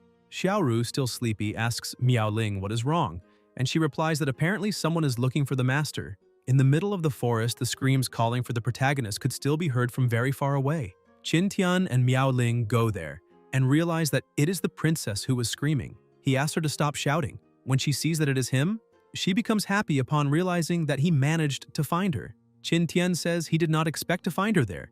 His disciple asks the master if they already knew each other. He explains that the story was like this, and then that happened because of this, and then because of that. The princess adds that it was exactly like that, and finally in that way. This explanation was very detailed, and she managed to understand exactly how they had met. With shining eyes and begging for help, the princess says that Qin Tian had saved her life before and asks if he could help her again. As she kneels and bows, she says that she would very much like to become one of his disciples.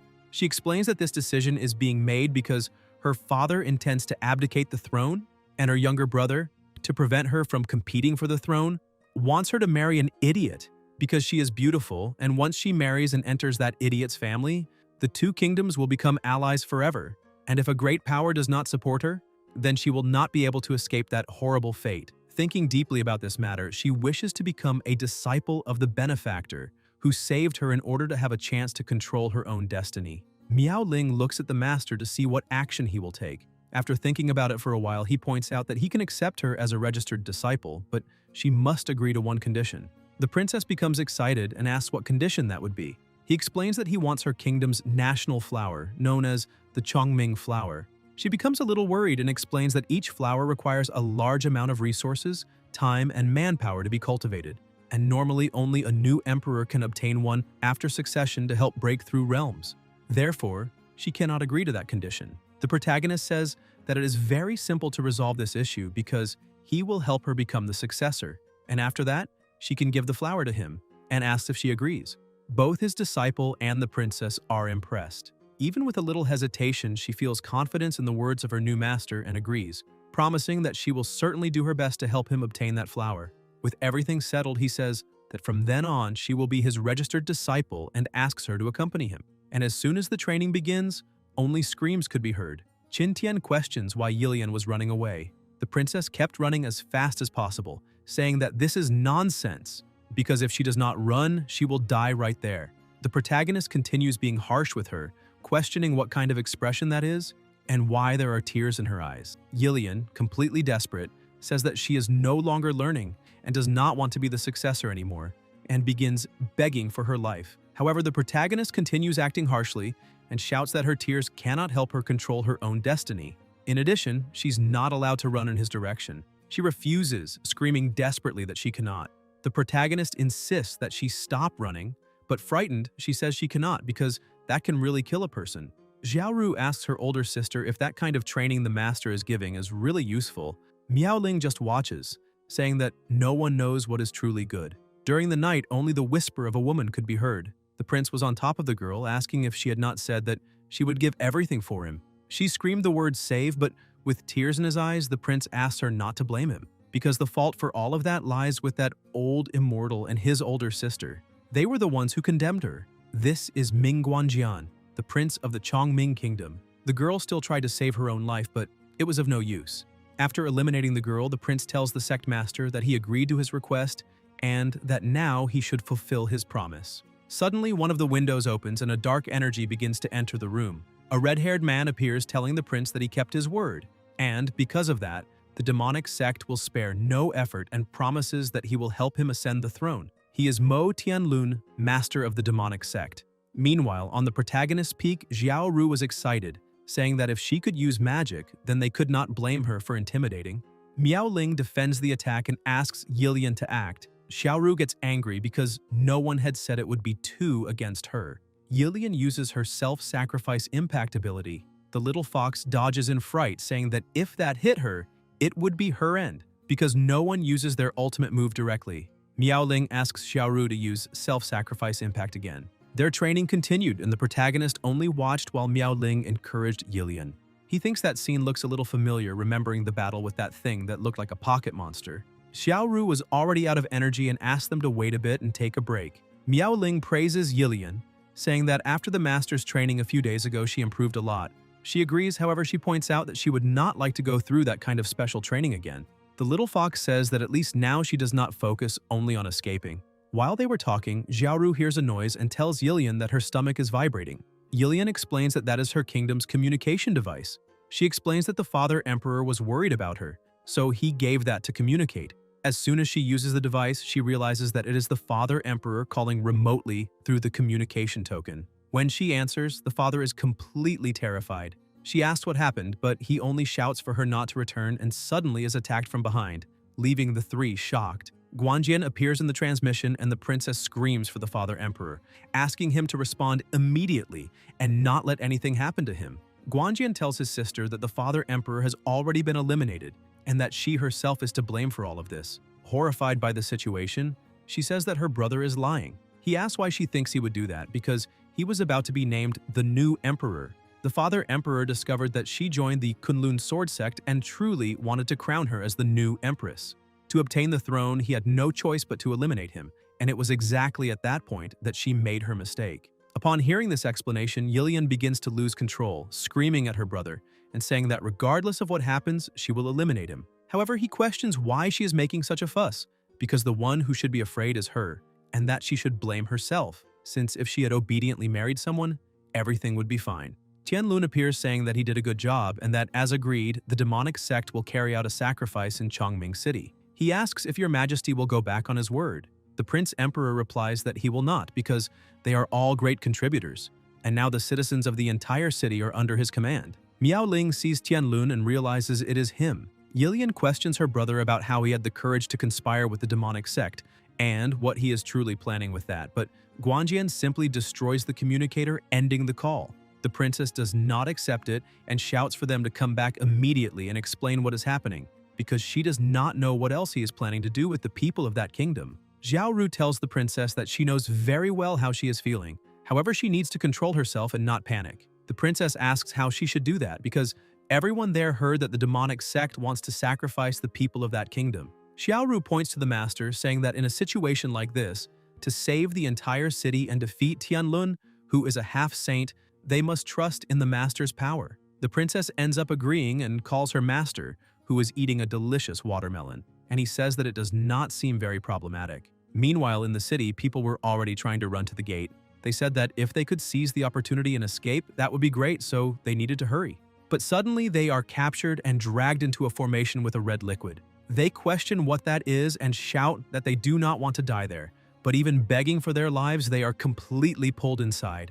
Tianlun, who is behind all of this, points out that after the sacrifice in that city, he finally managed to advance. Suddenly, another person arrives, congratulating him for finally reaching the Saint Realm, because that is what he always desired, and now he is qualified to engage in a deeper level of cooperation with them. In the royal palace, Yilian bursts the door open, shouting for her brother to appear immediately. But when she looks inside, she is surprised. Because he no longer looked like a person, he had been completely transformed and was asking his sister to save him. She becomes desperate, and Tianlun appears, saying that he finally arrived, because it had been a long time since he and Qintian had seen each other. The protagonist asks what Tianlun did. The master of the demonic sect explains that the prince wanted to increase his strength and therefore sought their help. So he used a secret technique to fuse Zangjian and his brothers, helping him increase his power. One of the heads starts laughing, saying that the sister would no longer be able to save them. Tianlun points out that Yilian put a lot of pressure on her brother after joining the Kunlun sect. The princess, completely enraged by all of that, charges at the opponent, saying that she will eliminate him right there and now, but she is blocked by a barrier. The protagonist asks who the bald man holding a book is, but the bald man replies that before introducing himself, he would like to change the environment a bit. The book begins to flip, and a very strong light is emitted. Then everyone disappears and appears in the middle of a desert. Xiaoru starts shouting because sand got into her eyes. At some point in the desert, Tianlun tells his saint that he never thought they would meet again and supposes that she missed him. Miaoling replies that she also missed him, and, with a smile on her face, points out that she would like to be able to tear him into 1,000 pieces. The bald man holding the book tells the protagonist that he would like to introduce himself first and says that his name is Wenna, a disciple of the Saint realm of the Baldi cult. In addition, he is a clone of the Book of Space, one of the 9 divine books, and his true form is currently rooted with his family, the Qin family, in a myriad of universes. The protagonist is a little confused by the explanation and asks what he means. The book minister tries to explain, but the protagonist interrupts him, saying that now he remembers because he almost forgot. He recalls that night those 2 strange dolls said something strange, and if he remembers correctly, it was, "Son, we are going out to have fun with the servants. Do not worry about us and be careful with the book." Now he understands that this was what his mother meant by being careful with the book, because he thought it would just be another intelligence test to bother him and make him capable of giving up. Apparently his father and mother hid many things, and the next time they meet, he will certainly make them tell all the secrets. The protagonist asks what exactly his family did, and also questions whether he intends to deal with the family. The bald man explains that all of this began in the myriad of universes. After a great explosion that swept through the infinite void, countless universes were born. To prevent these newly born and disordered universes from collapsing, the 9 divine books appeared. Each of them maintained the order of the countless universes, allowing them to develop peacefully, but occasionally variables emerged, such as the protagonist and his parents.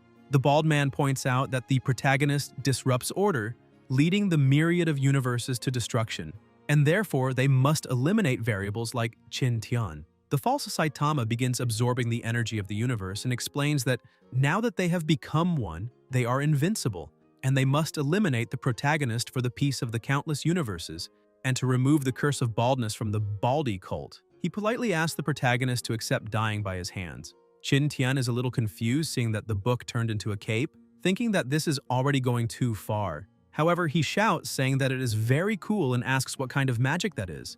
The false Kuririn prepares to attack. The protagonist also becomes excited about the situation, and says that although that magic is very cool, it is a pity that it will be completely destroyed. His attacks create such great pressure that the waters around begin to evaporate.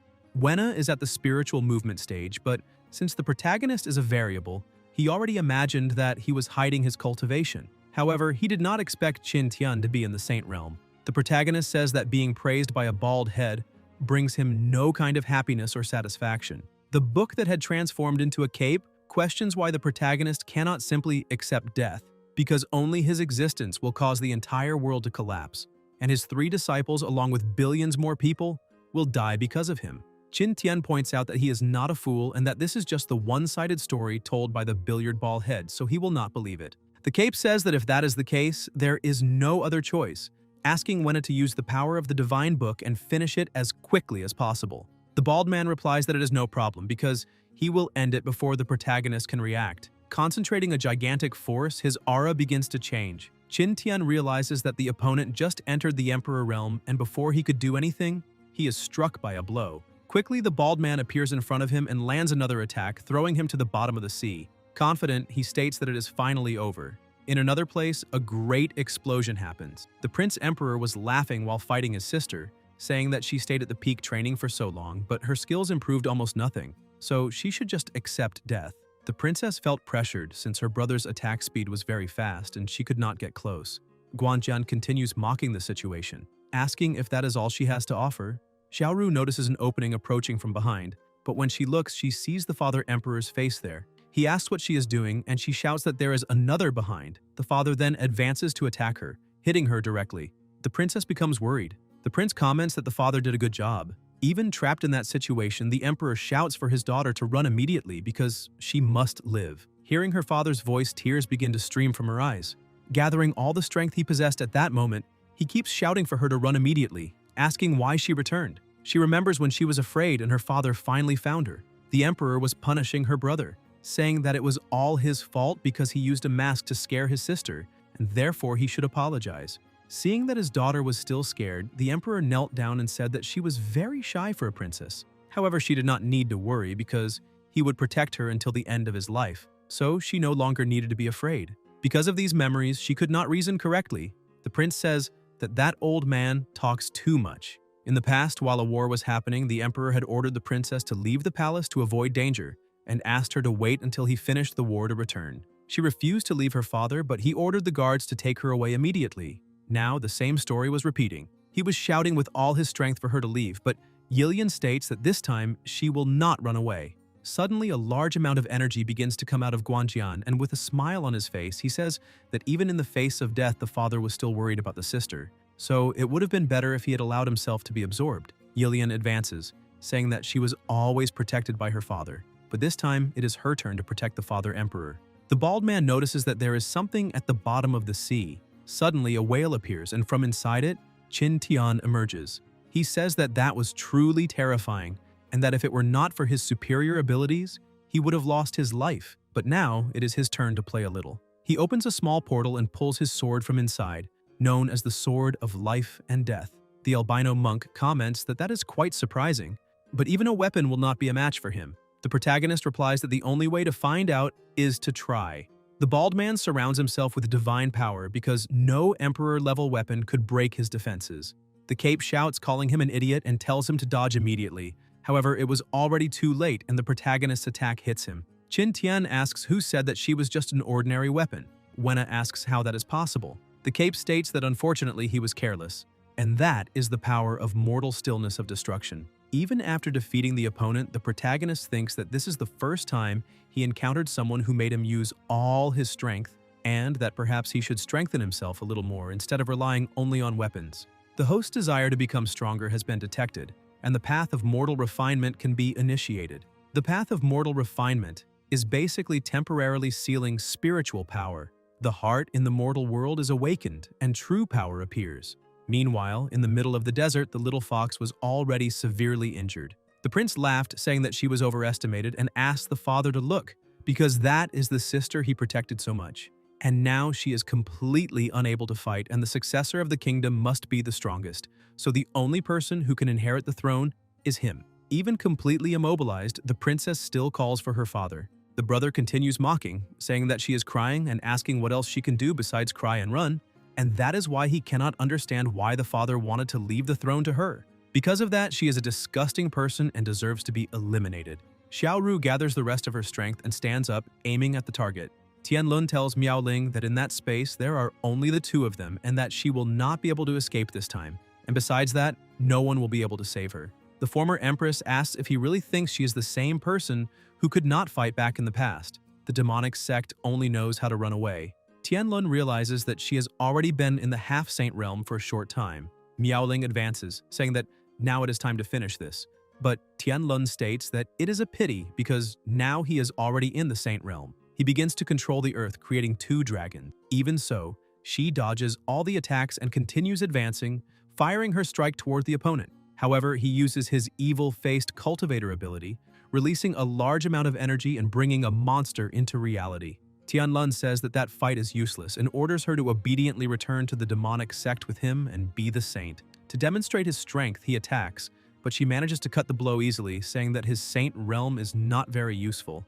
With a smile on his face, he states that she is becoming very arrogant after blocking only 1 move. Miaoling replies that he will know what arrogance is in just 1 strike. He prepares to attack again, saying that she's pretending to be something she is not. The attack this time is devastating and hits her body. However, the body that was hit was only a clone serving as a distraction. She appears behind him, making him surprised and asking how that is possible. Her attack manages to cut in half the monster he had created, causing a great explosion. Xiaoru uses her prison ability, creating a giant fox around the opponent. After that, she activates the technique, making the fox crush Zangjian. However, the attack is not enough to defeat him, but it is enough to free the princess. The little fox asks her to take advantage of the opening, because she can only seal, and the rest must be done by Yilian. The prince panics, shouting for them to release him immediately.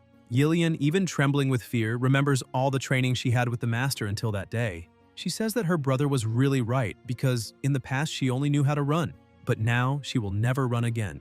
The prince asks if she is making a joke and tells her not to force herself to do something she cannot, reminding her that Guangui and Guangbao are her beloved younger brothers and are in the same body, not to mention the precious father she loves so much, also trapped there. However, none of these words are enough to make her hesitate. After attacking, she states that her brother is wrong.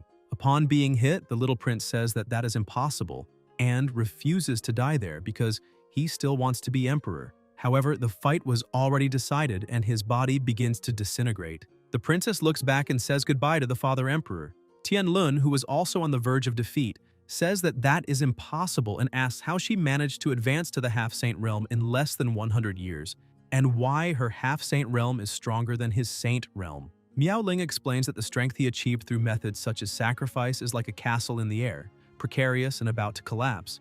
Therefore, his strength in the saint realm is basically insignificant compared to hers, a cultivator who reached the half-saint realm through her own effort. He refuses to listen, telling her to shut up, and repeats several times that he is in the saint realm. Like a desperate rat, he tries to attack her, saying that he will absorb her into a cauldron to reach the emperor realm. In that way, he will be able to become the #1 demonic emperor in the entire world.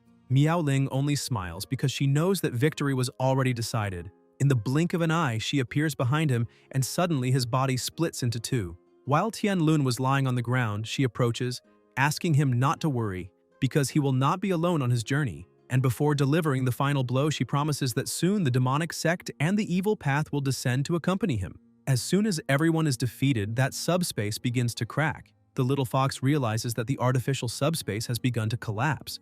Yilian becomes desperate, asking what will happen to them. Xiaoru explains that normally they will be teleported. The 2 dolls who had previously appeared to the protagonist appear again. The male doll says that it has been quite some time since they last saw each other, but the woman asks him to stop talking nonsense and get straight to the point. The man says that if he found that fantastic artifact, it means he came into contact with the divine tome, and successfully resolving this great problem means that the puppets will be activated to help him gather the power of the divine tome. The protagonist is surprised to see that the divine tome was being restored. The puppets point out that he probably has many questions and promise to answer all of them as soon as they return. But now he needs to cultivate with full focus and strive with all his might to reach the Emperor realm. Qin Tian holds the book, saying that all of that is very magical, and agrees that he will ascend to the Emperor realm and then wait for them. Sometime later, back in the kingdom, everyone was gathered greeting the new Empress Yilian. She thanks everyone for their presence and respect, and wishes long life to the people of the kingdom. When she looks up, she sees her master and her 2 older sisters leaving. She remembers that not long ago she had warned that she could not return with them. Her 2 older sisters hug her, saying that a nation cannot be without a ruler, and that her staying there for the people of the kingdom is more important than anything else. so she should not feel sad because they promise to visit her when they have free time. However, Yilian almost cannot breathe from Miaoling's tight embrace. The protagonist also says goodbye to her, saying that if she suffers any injustice within that kingdom, she only needs to look for any of them, because Hidden Sword Peak will always be her home, and they will always be her family. She becomes emotional upon hearing that and asks if it is true. Qin Tian replies that yes, and thus she happily says goodbye. Miaoling asks the master that now that they have the flower he wanted so much, what will be the next destination? The protagonist laughs and says that now they will go to the Forest of Divine Concealment. During the days Miaoling spent helping Yilian rebuild the Imperial Palace, he was exploring all the places and finally discovered that someone saw traces of the Holy Spirit fruit. The two question whether he was really only looking for the fruit, because they do not quite believe that, but anyway, they agree to go to the Forest of Divine Concealment. In the middle of the forest, a strong storm was taking over the place, and at the center, a small flower was guarded by some snakes. The Forest of Divine Concealment is a forbidden area on the eastern continent of Juzhou, with a territorial area exceeding 5 million square kilometers, which makes it completely colossal. The protagonist does not know how they will manage to find the Holy Spirit fruit. Miaoling has an idea, saying that they should split up to search a larger area and meet again right there at sunset. The fox agrees, saying it is a great idea, and without objections, the protagonist also agrees. With that, each follows a different path, agreeing to return at sunset. The result was as expected. Night had already fallen, and the protagonist was setting up camp. They searched all day and could not find any trace of the Holy Spirit fruit. However, he was very happy because the smell of the food was great, and that was already expected of himself. Now he is one step closer to being able to cook glowing food. Suddenly, he notices movement in a bush. Xiaoru jumps out of it toward him while shouting. Because of that, the meat is thrown far away and falls at Miaoling's feet, who puts it back on the fire. Xiaoru was hugging Qin Tian so tightly that he could barely breathe. After things calm down a bit, they all sit around the campfire. Qin Tian notices that something is wrong and questions what happened between them. He comments that one is cold, like the Ice Queen, and the other panicked, as if she were being chased by a mad dog.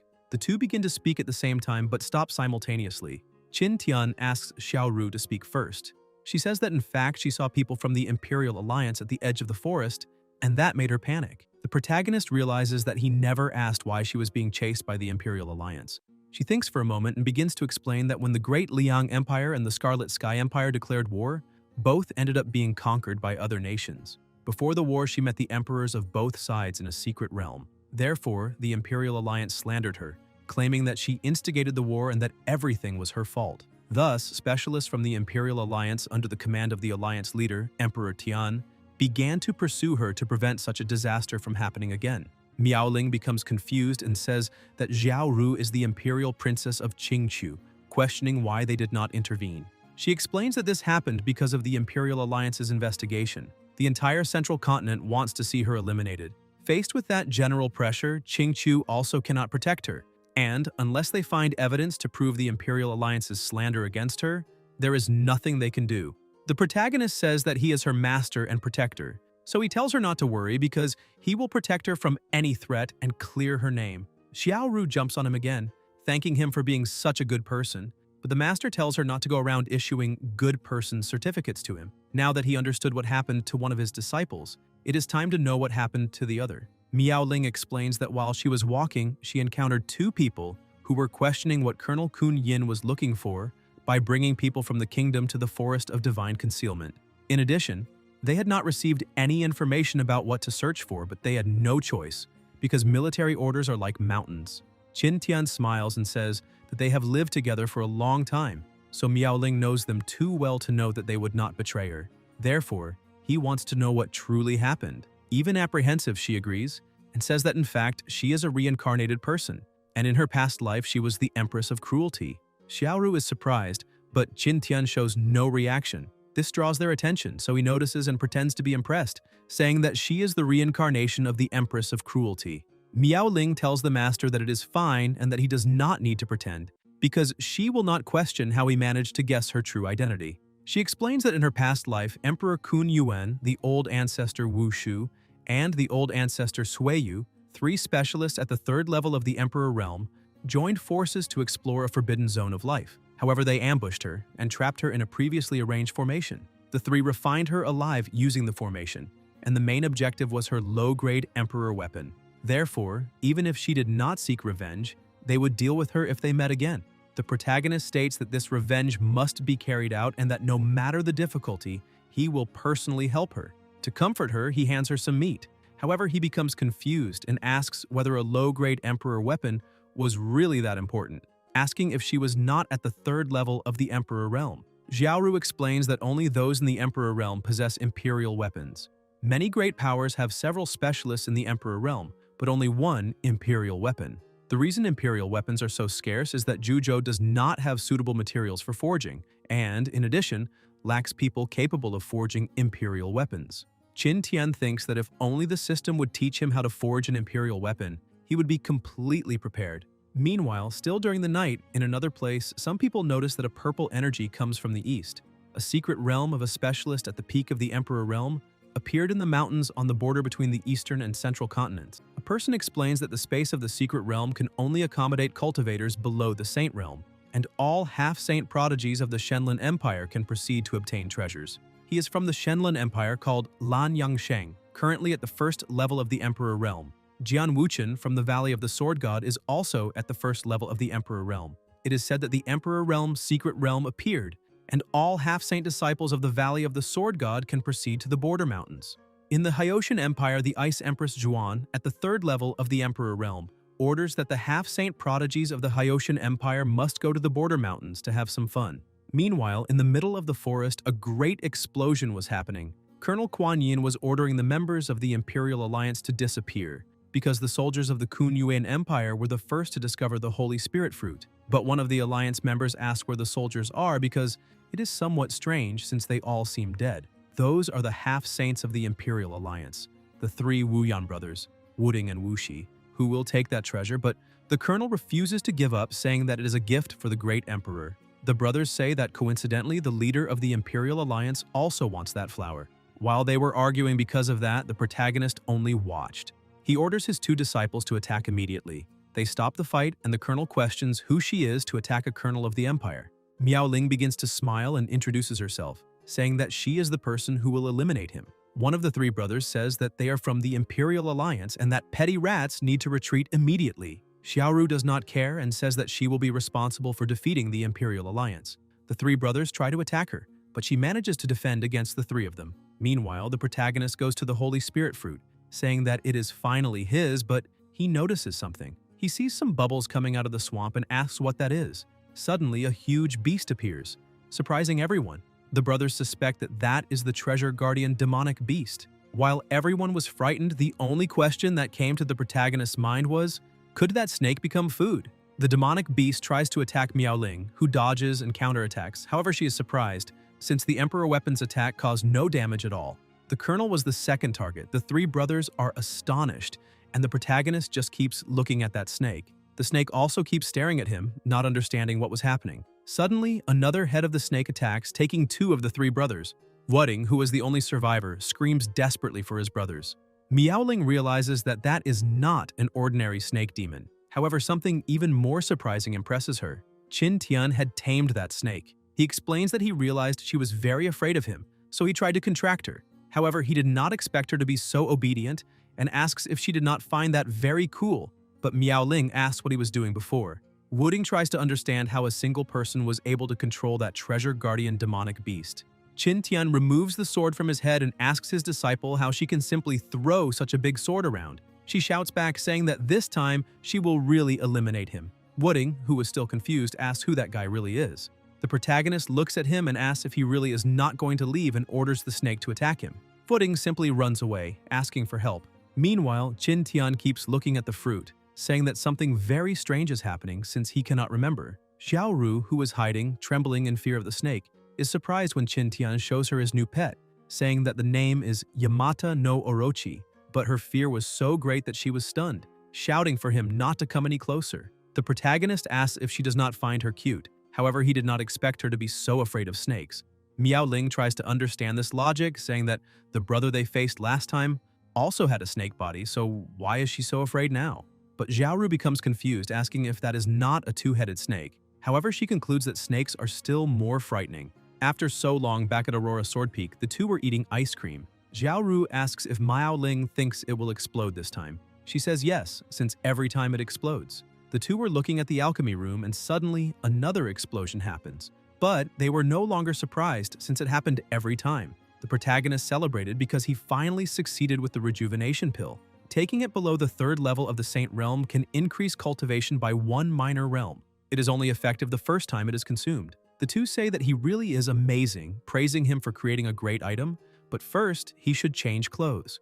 While he was changing clothes, he asked them to go back and refine the pill, and afterward he needs her to go to a place. Miao Ling asks where that place is, but the protagonist says it is a secret and that when she arrives there, she will know. She thinks he is very mysterious, but he hands the pill to her, telling her to go back and consume it.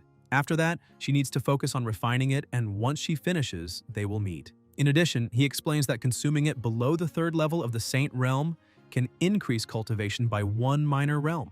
Therefore, he cannot help her with this refinement. Miao Ling becomes delighted, asking if that is really for her and if it is okay for her to use it. Xiaoru had shining eyes of envy, and the protagonist says that it is for her and asks if she does not want it.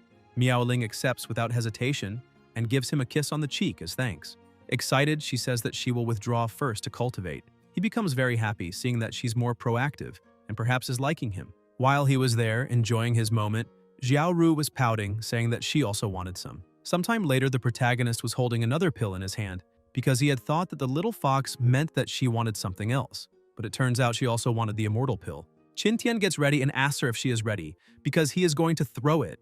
With her tail wagging from side to side, he tells her to open her mouth and throws it to her. She jumps and manages to catch it, and is amazed by the taste.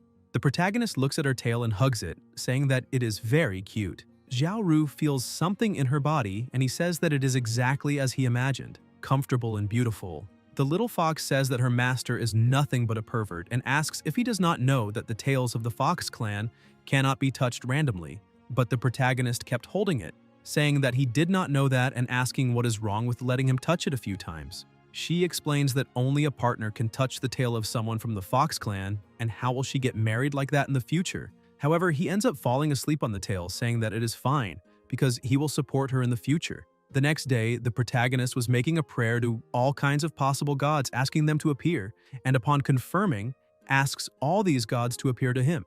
A system congratulates the host for logging in and informs that his level 13 has been reached. With the spiritual collection account, he can replenish the user's spiritual energy, but he becomes irritated since he did not manage to receive anything good.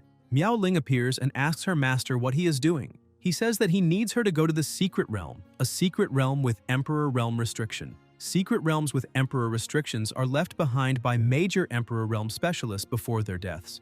A secret realm to find a successor. Inside such a secret realm, in addition to inheritance of cultivation techniques and martial arts, there are also Emperor-level spiritual medicines, and even Imperial weapons can be found, although the probability is very small. A disciple says that his master is very wise for knowing all that. Another person points out that according to legend, this secret realm may have been left by the peak specialist of the 3rd level Emperor realm 30,000 years ago, the Great Emperor Gu Yang, and that if one can find the Great Emperor's inheritance in the secret realm, one will also become a very strong individual. But his companion tells him to stop daydreaming, because they, solitary cultivators, have no chance at all. Since if he looks around, he will see that the 3 most powerful forces around Two Realms Mountain have arrived, so they, solitary cultivators, have no chance to compete. His companion ends up agreeing, saying that all of them are prodigies at the 3rd level of the Half-Saint Realm, personally taught by peak Great Emperors, and even fought against the Saint Realm without defeat. Prince Lan Feng of the Shenlun Empire says that he did not expect them to also be there. Mu Qingting, daughter of Empress Xuan, says that if he came there, how could she not? Because this is related to an Emperor-level weapon. Jian Baichen of the Valley of the Sword God states that Great Emperor Gu Yang's sword, called Gu Wang Blade, will belong only to the Valley of the Sword God. Lan Feng says that it does not matter and asks them to look behind because it seems that an incredible person has just arrived. Miao Ling approaches. Baichen thinks that the sword intent directed at her is not inferior to his. Qingting also thinks that she has never seen that woman before and asks whether she could be some prodigy from another region. Lan Feng approaches, saying that even with the veil, he can perceive the great beauty she possesses. Qingting warns that acting impulsively like that will not bring good consequences. Miao Ling asks what he wants. Lan Feng introduces himself, saying that he is the prince of the Shenlun Empire and asks her to lift the veil. He tries to pull it off, but she dodges and with a simple movement pushes him back. The prince is impressed seeing that with just one sword movement, she managed to break the spiritual energy protecting him and injure his body. People are impressed seeing that she managed to injure the prince of an empire so easily and wonder which force she belongs to, because she could be from the central region or the middle continent. Lan Feng thinks that her cultivation is at the second level of half-saint and that only her sword intent is somewhat stronger, which means that that sword must be extraordinary. Then it must be at least a half-emperor grade weapon, or perhaps even a low-grade emperor weapon. He releases his powers saying that she injured him, so she needs to leave her sword as compensation, otherwise he will not leave. Does she dare to face the royal bloodline of the Saint-grade royal family of the empire? Miao Ling prepares for battle, saying that he is so eloquent after being outmatched, truly worthy of being the prince of the Shenlin Empire. She dispels her weapon, saying that she does not need any sword to defeat him. He says that her words are very arrogant, so he must show how powerful the prince is. But when trying to strike her, she dodges and touches his abdomen, throwing him heavily to the ground. People cannot believe that the Saint-grade Imperial Royal bloodline is actually suppressed by another bloodline. The prince becomes even more excited seeing that her bloodline is very powerful, and that if he can capture her, then both her sword and her bloodline will belong to him. He shouts for them to take that woman down immediately. She points out that only children ask for reinforcements in a fight. A person approaches saying that unfortunately the prince asked for it and she needs to go with him to the empire immediately. That is Dragon Uncle, protector of the prince of the empire, 3rd level Saint Realm. But when trying to capture her, he realizes something very powerful coming toward him, and with a simple attack is thrown back together with the prince. Dragon asks what that is and whether it is a protector. Miao Ling questions what is wrong, because if there is a protector on one side, there should be one on the other as well. The protagonist tells her that he will not leave there because he can suppress them even from the shadows. Dragon Uncle realizes that the strength is terrifying and tells His Highness that they must retreat for now and make a plan after entering the secret realm. The prince ends up agreeing and says that he will let her go for now. People question why they stopped fighting, because if they continued and ended up injured, there would be 2 fewer to compete. However, one of them says they're wishing for the impossible, and besides, once they enter the secret realm, they need to stay away from those 2 because they will probably fight again. Miao Ling, who is observing, realizes that the prince of the empire and the successor of the Valley of the Sword God reached an agreement. Qingting suddenly appears and greets her, saying her name. Qingting says that she probably already realized that Beichen and Lan Feng joined forces, and to counter them, she would also like to join, asking what Miao Ling thinks about dividing all the items they find equally. Miao Ling agrees with the plan, and soon it is announced that the secret realm is open. Everyone enters immediately and ends up in a desert. They complain that the Great Emperor really liked to make things difficult and actually created an exclusion zone in the secret realm, forcing them to give their all. With great effort, Baichen and Lan Feng reach the entrance of the ancient emperor's city, but some people ended up along the way. As soon as some people enter, the doors close.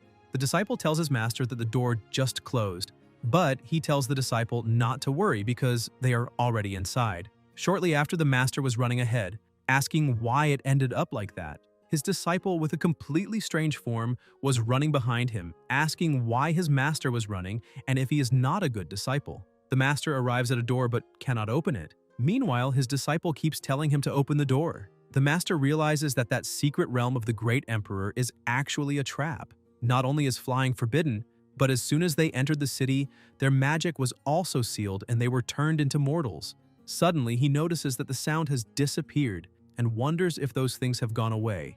But when he looks back, he sees several pills. The master realizes they are rejuvenation pills, and that he had not noticed them before while fleeing. But now he realizes that his luck is very good, because that room seems to be especially for storing pills. Looking inside, he sees that there is almost a whole urn full, which means he will become rich. But suddenly his disciple's voice appears again, and he begins to come out from inside the container, telling his master that he finally found him.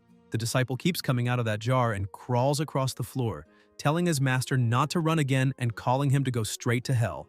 Outside, 3 people were watching as the protagonist approached. Jian Wuchen from the Sword God Valley, Prince Lan Yang from the Shenlin Empire, and Mu Yun from the Hyoshan Empire. He realizes that everyone has already arrived and with a smile on his face says that he had a premonition that the reward the system will give this time will be extraordinary. He takes a look at the system and says that his disciple also needs to speed up her progress.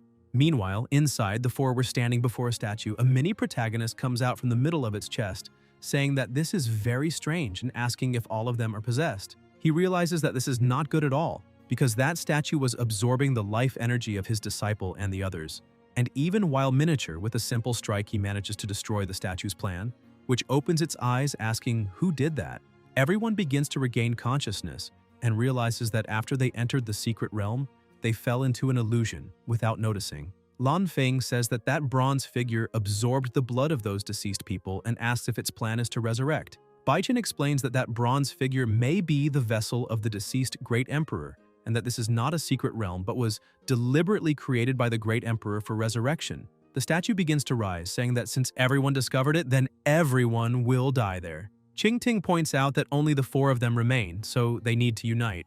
Lan Feng agrees, saying this is the only way. The statue releases its power, saying that only a few half-saints dare to speak with such boldness there, and that now that it has regained its power to the level 2 half-saint realm, they must obediently become nourishment so that it can enter the Emperor realm. The four prepare to fight together, and the statue also charges forward, saying it will show the Great Emperor's combat techniques.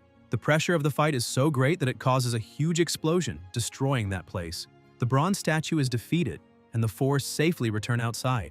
As soon as they come out, Lan Feng believes that the Great Emperor's storage ring is in that woman's hand. Baichen also says that the sword is with Qingting. Xuan asks the two if they really intend to provoke a war between the nations. Yangsheng tells her not to joke, because how could he act against the Empire's princess? Wuchen says he only wants the sword that is with the princess. Yangsheng says that they are right, so it is 2 against 1 and she will not be able to handle it.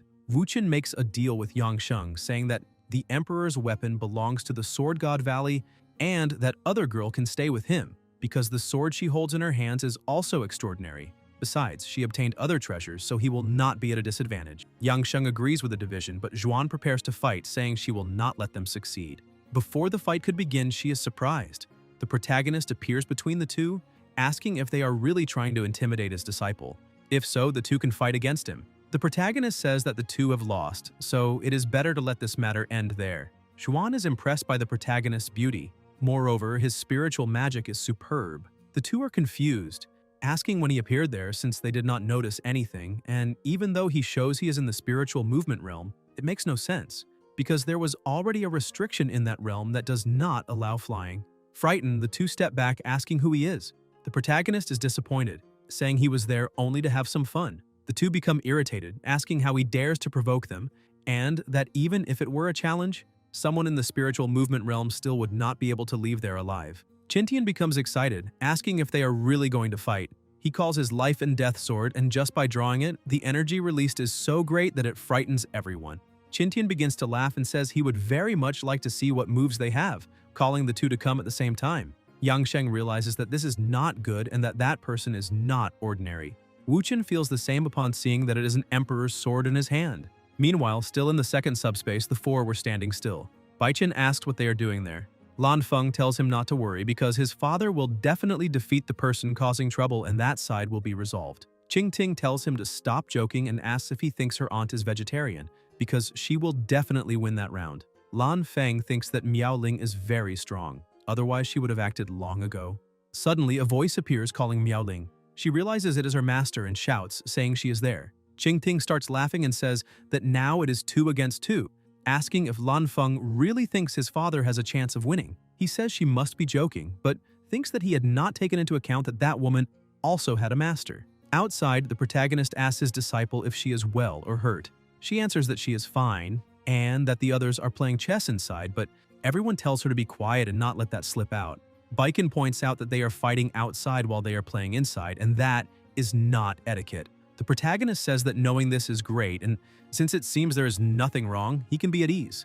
Yangsheng becomes irritated and charges at the protagonist, asking who he thinks he is despising, but is stopped by the Ice Queen. He tells her to mind her own business, but she explains that he is wrong because she only wants to ensure her niece's safety. She tells the protagonist that Yangsheng will be her opponent. He agrees, saying he will leave it to her. Yangsheng becomes angry and charges at her, telling his ally to take care of the protagonist.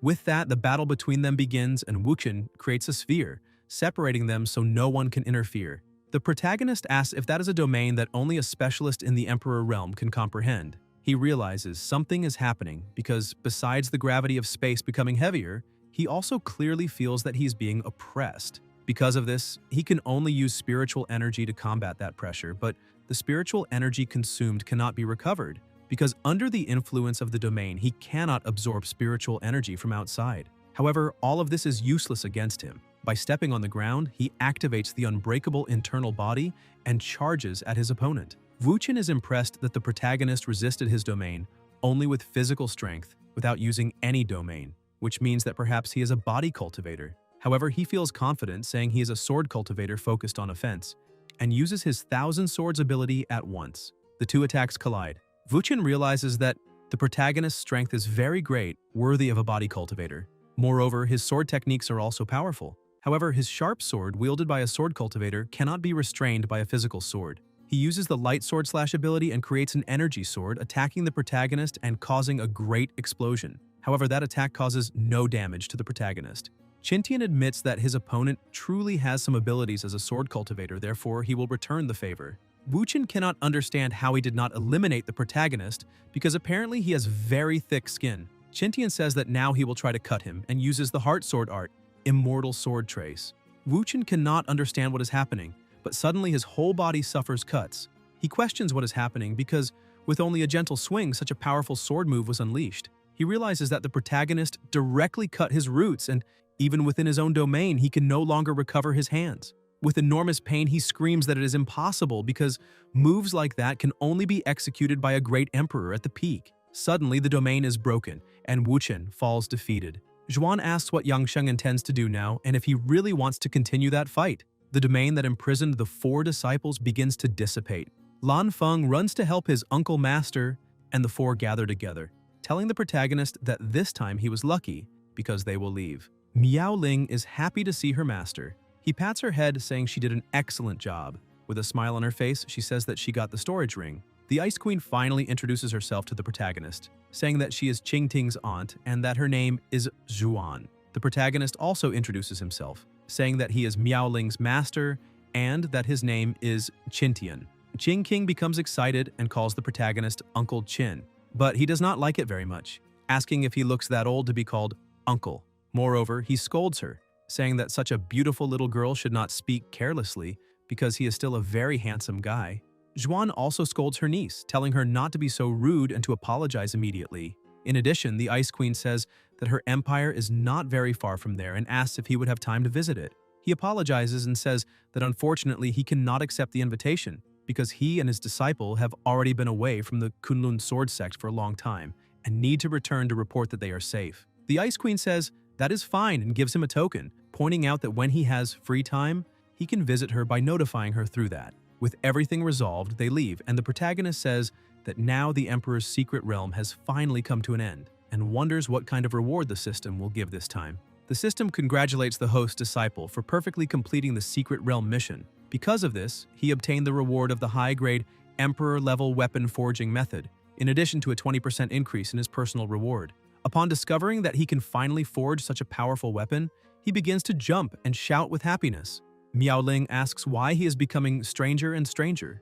In Huashu village of the Haochen Empire, Miao Ling wakes up and her master says good morning to her. 3 months have already passed since the ancient emperor's secret realm. After returning home that day, the master suddenly went crazy. He gathered everyone because he had an announcement to make. He announced that he would seal his spiritual energy in the storage rings and would begin to temper the heart in the mortal world. She tells him that he has already been forging iron in Huashu village for 3 months and asks what exactly he is doing. He explains that he is cultivating an incomparable divine ability and that night he will let her and the little fox witness all of this. Xiaoru appears asking if it is already time to eat. The protagonist says that 3 months have passed and she only eats and sleeps, pointing out that she is a fox and not a bear.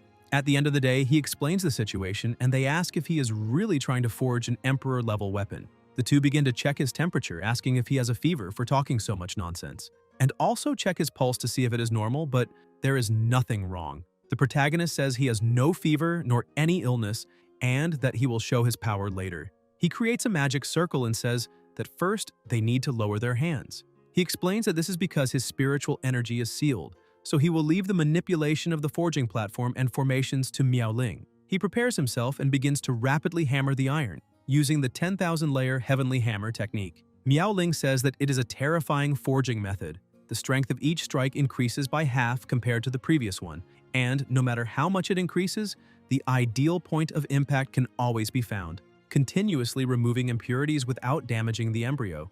With this forging method, even in her previous life she had only heard of it. Moreover, each hammer strike increases his own consumption. At the moment, the protagonist has no spiritual energy, which means he is relying entirely on his powerful physique. Xiaoru is frightened to see that he is maintaining the 10,000-layer heavenly hammer technique because this technique is extremely exhausting, and asks if he can last 3 days. 3 seconds later, the hammer was already incandescent, and the protagonist completely exhausted, saying he cannot continue. Then he decides to leave it at that. Miao Ling shouts that he gave up too quickly, but when she looks down, she realizes that the tool was already finished.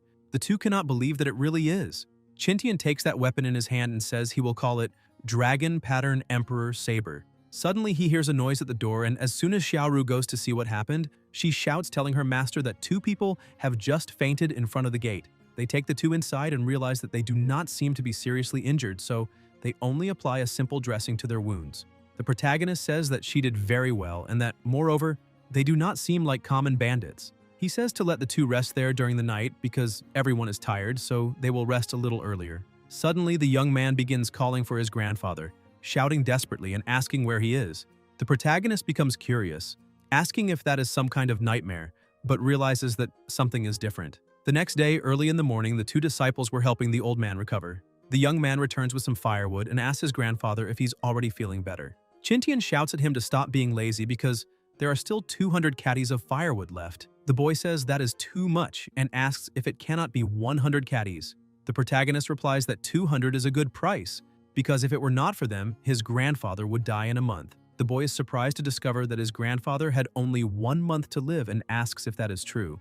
They go inside, and the protagonist asks the grandfather to explain why he has a death curse and who he really is. The old man says that his name is Zongwu, and that the young man beside him is called Zongyan, his only grandson. He explains that not long ago he and his grandson went treasure hunting with Luo Yi, the master of the Rakshasa sect. While searching the place, they found some half-emperor level weapons. Zongwu asked Luo Yi if he was seeing things. Luo Yi said no and stated that those were indeed half-emperor level weapons.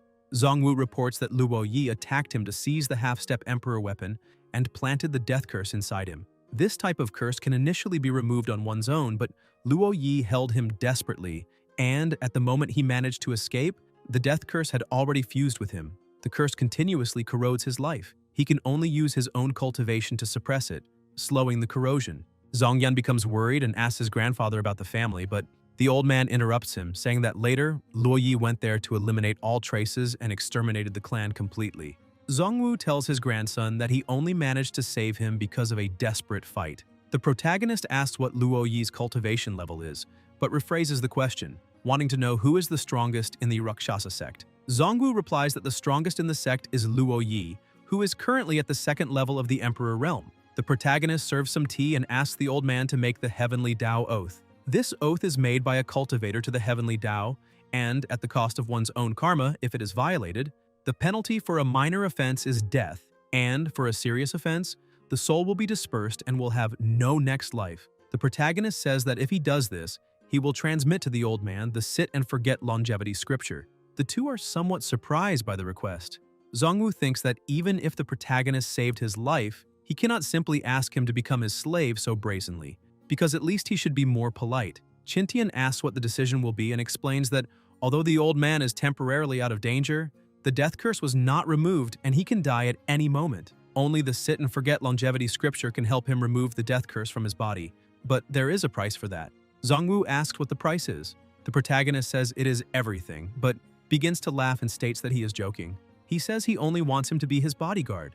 The old man breathes in relief because he had taken a big scare and accepts the agreement, saying that he can be the bodyguard and will also make the oath. But he has one condition: revenge. In a distant place from there, Luo Yi senses something frightening and begins to tremble because he has a bad premonition that shows someone wants to harm him. In Qingyun City, a young man was amazed by the artistic conception of that painting because it seemed to hear the call of the vast and serene sea, like the breathing of the world. Suddenly he opens his eyes and says that he is stuck at the first level of the Nirvana realm, questioning whether his comprehension of the water intent was insufficient. However, the artistic conception of that landscape painting before him is perfect for him, and it can help him surpass his limits.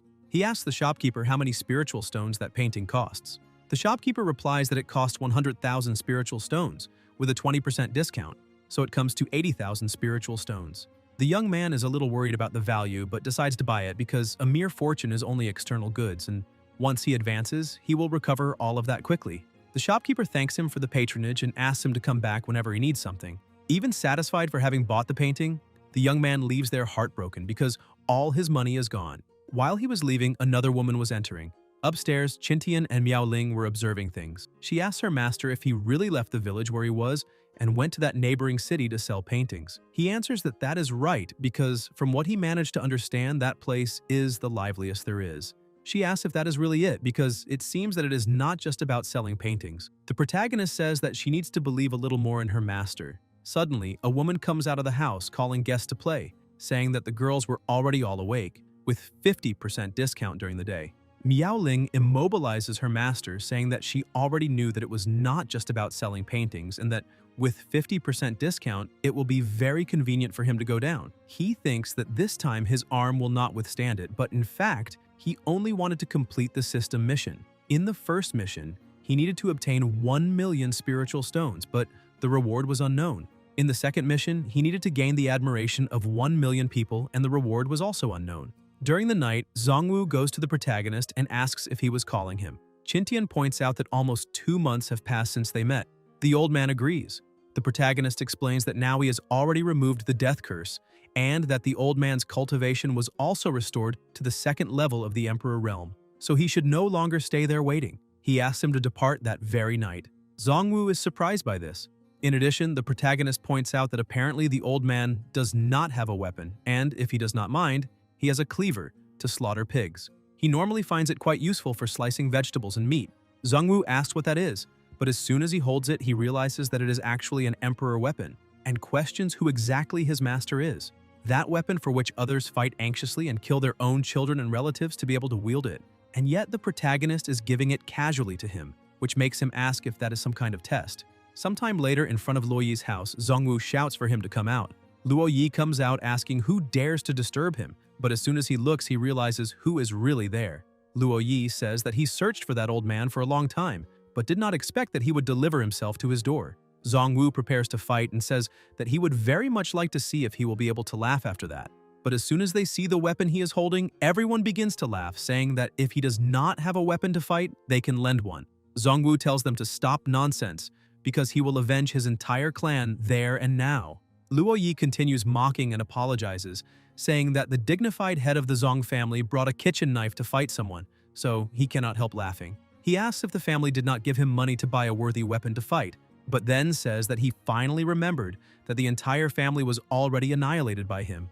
Zongwu becomes angry and says that now he will avenge his entire family. Luo Yi takes the weapons he is so proud of, and the collision of both attacks causes a great explosion. With only the first impact, one of the swords already begins to crack. Zongwu continues attacking with everything he has, and all the swords used for defense begin to crack and break. Luo Yi is surprised and questions how that is possible because those two weapons are actually half-step emperor weapons. Zongwu points out that he already expected that because the knife they were mocking is a true emperor weapon. Luo Yi, frightened, asks the elders for help, but Zongwu continues attacking, saying that calling his parents will not solve it. The elders take action using a secret art. They create a giant avatar and save Luo Yi, in addition to raising another protective barrier. Luo Yi asks the two elders to keep him occupied because he will cast a new death curse. The elders begin to fight and Zongwu merely dodges the attacks, asking if Luo Yi really believes that hiding behind a turtle shell means he is untouchable, because that only shows that he underestimates the power of an emperor-level weapon. With only one attack, he manages to completely slice that defense, causing an explosion that throws the elders far away. Zongwu advances quickly, saying that no one can stand in his way and that now he will end all of that. Luo Yi replies that unfortunately Zongwu is still one step behind, because the death curse has already been completed. The effect of the curse is activated and the old man's heart is once again imprisoned. Luo Yi uses his enhanced instant death ability, saying that the first time the old man managed to escape, But this time, he will not escape with his life. The curse tries to apply instant death, but something even more powerful suppresses it, destroying the cursed doll. Luo Yi is startled and asks how that is possible because the death curse was not effective. Zongwu explains that this happened because his young master taught him a cultivation method that neutralizes the death curse. Luo Yi continues not believing it, saying that it is not possible, because how can there be a cultivation method capable of combating the death curse in that world unless… Zongwu delivers the final blow and tells Luo Yi to take that doubt with him. The next day, Zongwu goes to the protagonist and returns the weapon, saying everything has been settled and thanking him for the help. Qin Tian is happy to hear that everything went well. Zongwu says there is something he would like to ask. The protagonist tells him he can ask whatever he wants. His subordinate says that the power of that knife is extraordinary, so he would like to ask about the origin of that weapon. With a smile on his face, Qin Tian says that he made it himself, since the kitchen didn't have a vegetable knife, so he thought trying to make one would be a good idea. Zongwu becomes confused and asks if he understood correctly. Qin Tian explains that it was supposed to take 3 days and 3 nights to forge, but he spent only 3 seconds, and even he was surprised by that. But the truth is that Zongwu was the one who was truly shocked. He thinks that ever since the protagonist taught him the cultivation method, he suspected Qin Tian was not ordinary, but he never imagined he would be this extraordinary. Whether it was 3 seconds or 3 years, how could an emperor-level weapon be casually forged and possess such immense power? The protagonist tells his bodyguard that as long as he remains loyal, in the future he will forge an emperor weapon, especially for Zongwu. The old man is surprised and asks if that is true. The protagonist says it is so true that even his grandson will receive an emperor-level weapon. Zongwu falls to his knees and swears his loyalty to the protagonist for the rest of his life. However, before they continue with all of that, he tells the protagonist that the truth is, he still has some doubts about him. Zongwu points out that because of all the life-saving help the protagonist provided him, he feels indebted, however. He remembers that when he was walking, he looked at the cleaver and wondered who would forge an emperor-level weapon to look like just a kitchen knife. That made him question whether it really was an emperor-level weapon, since he had almost been exterminated because of a half-step emperor weapon. So how could there be something as good as that? Because of that, the old man thought the protagonist was only trying to comfort him, since he didn't have a weapon and had suffered for so long. Irritated with the situation, he swings the cleaver, and an extremely powerful attack devastates everything in front of him. Qin Tian is surprised to discover that it was the old man who caused that destruction. He apologizes, saying that later he will go there to fix everything. The protagonist says that there is something they need to solve first. He explains that Zangjian fell into a pit while chopping firewood that morning, and he cannot pull him out nor think of a way to solve it. The old man is surprised and asks if it could be what he is thinking. His master says yes. The pit his grandson fell into was the one he himself created. Meanwhile, inside the pit, Zangjian is trapped and calling for help, saying he does not want to lose his life there, since he has not even gotten married yet. Sometime later inside the shop, the protagonist is bored while serving customers. A woman asks why the shopkeeper changed, and the protagonist asks why she needs Zongwu. The woman explains that she had an appointment with the previous shopkeeper for 3 famous sword paintings, since they had arranged for her to pick them up that day. Qin Tian is surprised to discover that she was the one who ordered them. He takes the paintings and says that a few days ago, the former shopkeeper asked him for help painting some famous sword figures.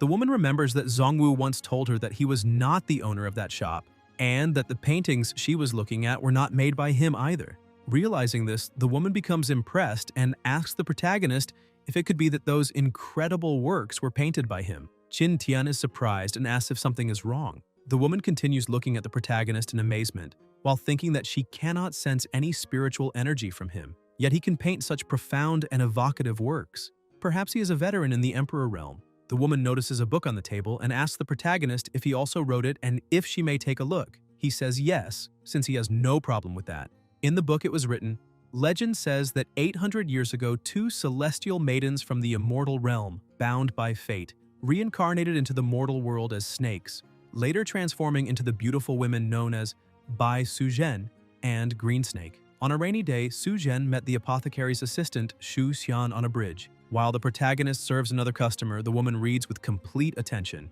She is surprised by the story. It is very interesting, but when she reaches the last page, it says that the story continues. She almost collapses, asking why there is no more continuation. Qin Tian asks her what she thinks about the legend of the green snake that he wrote.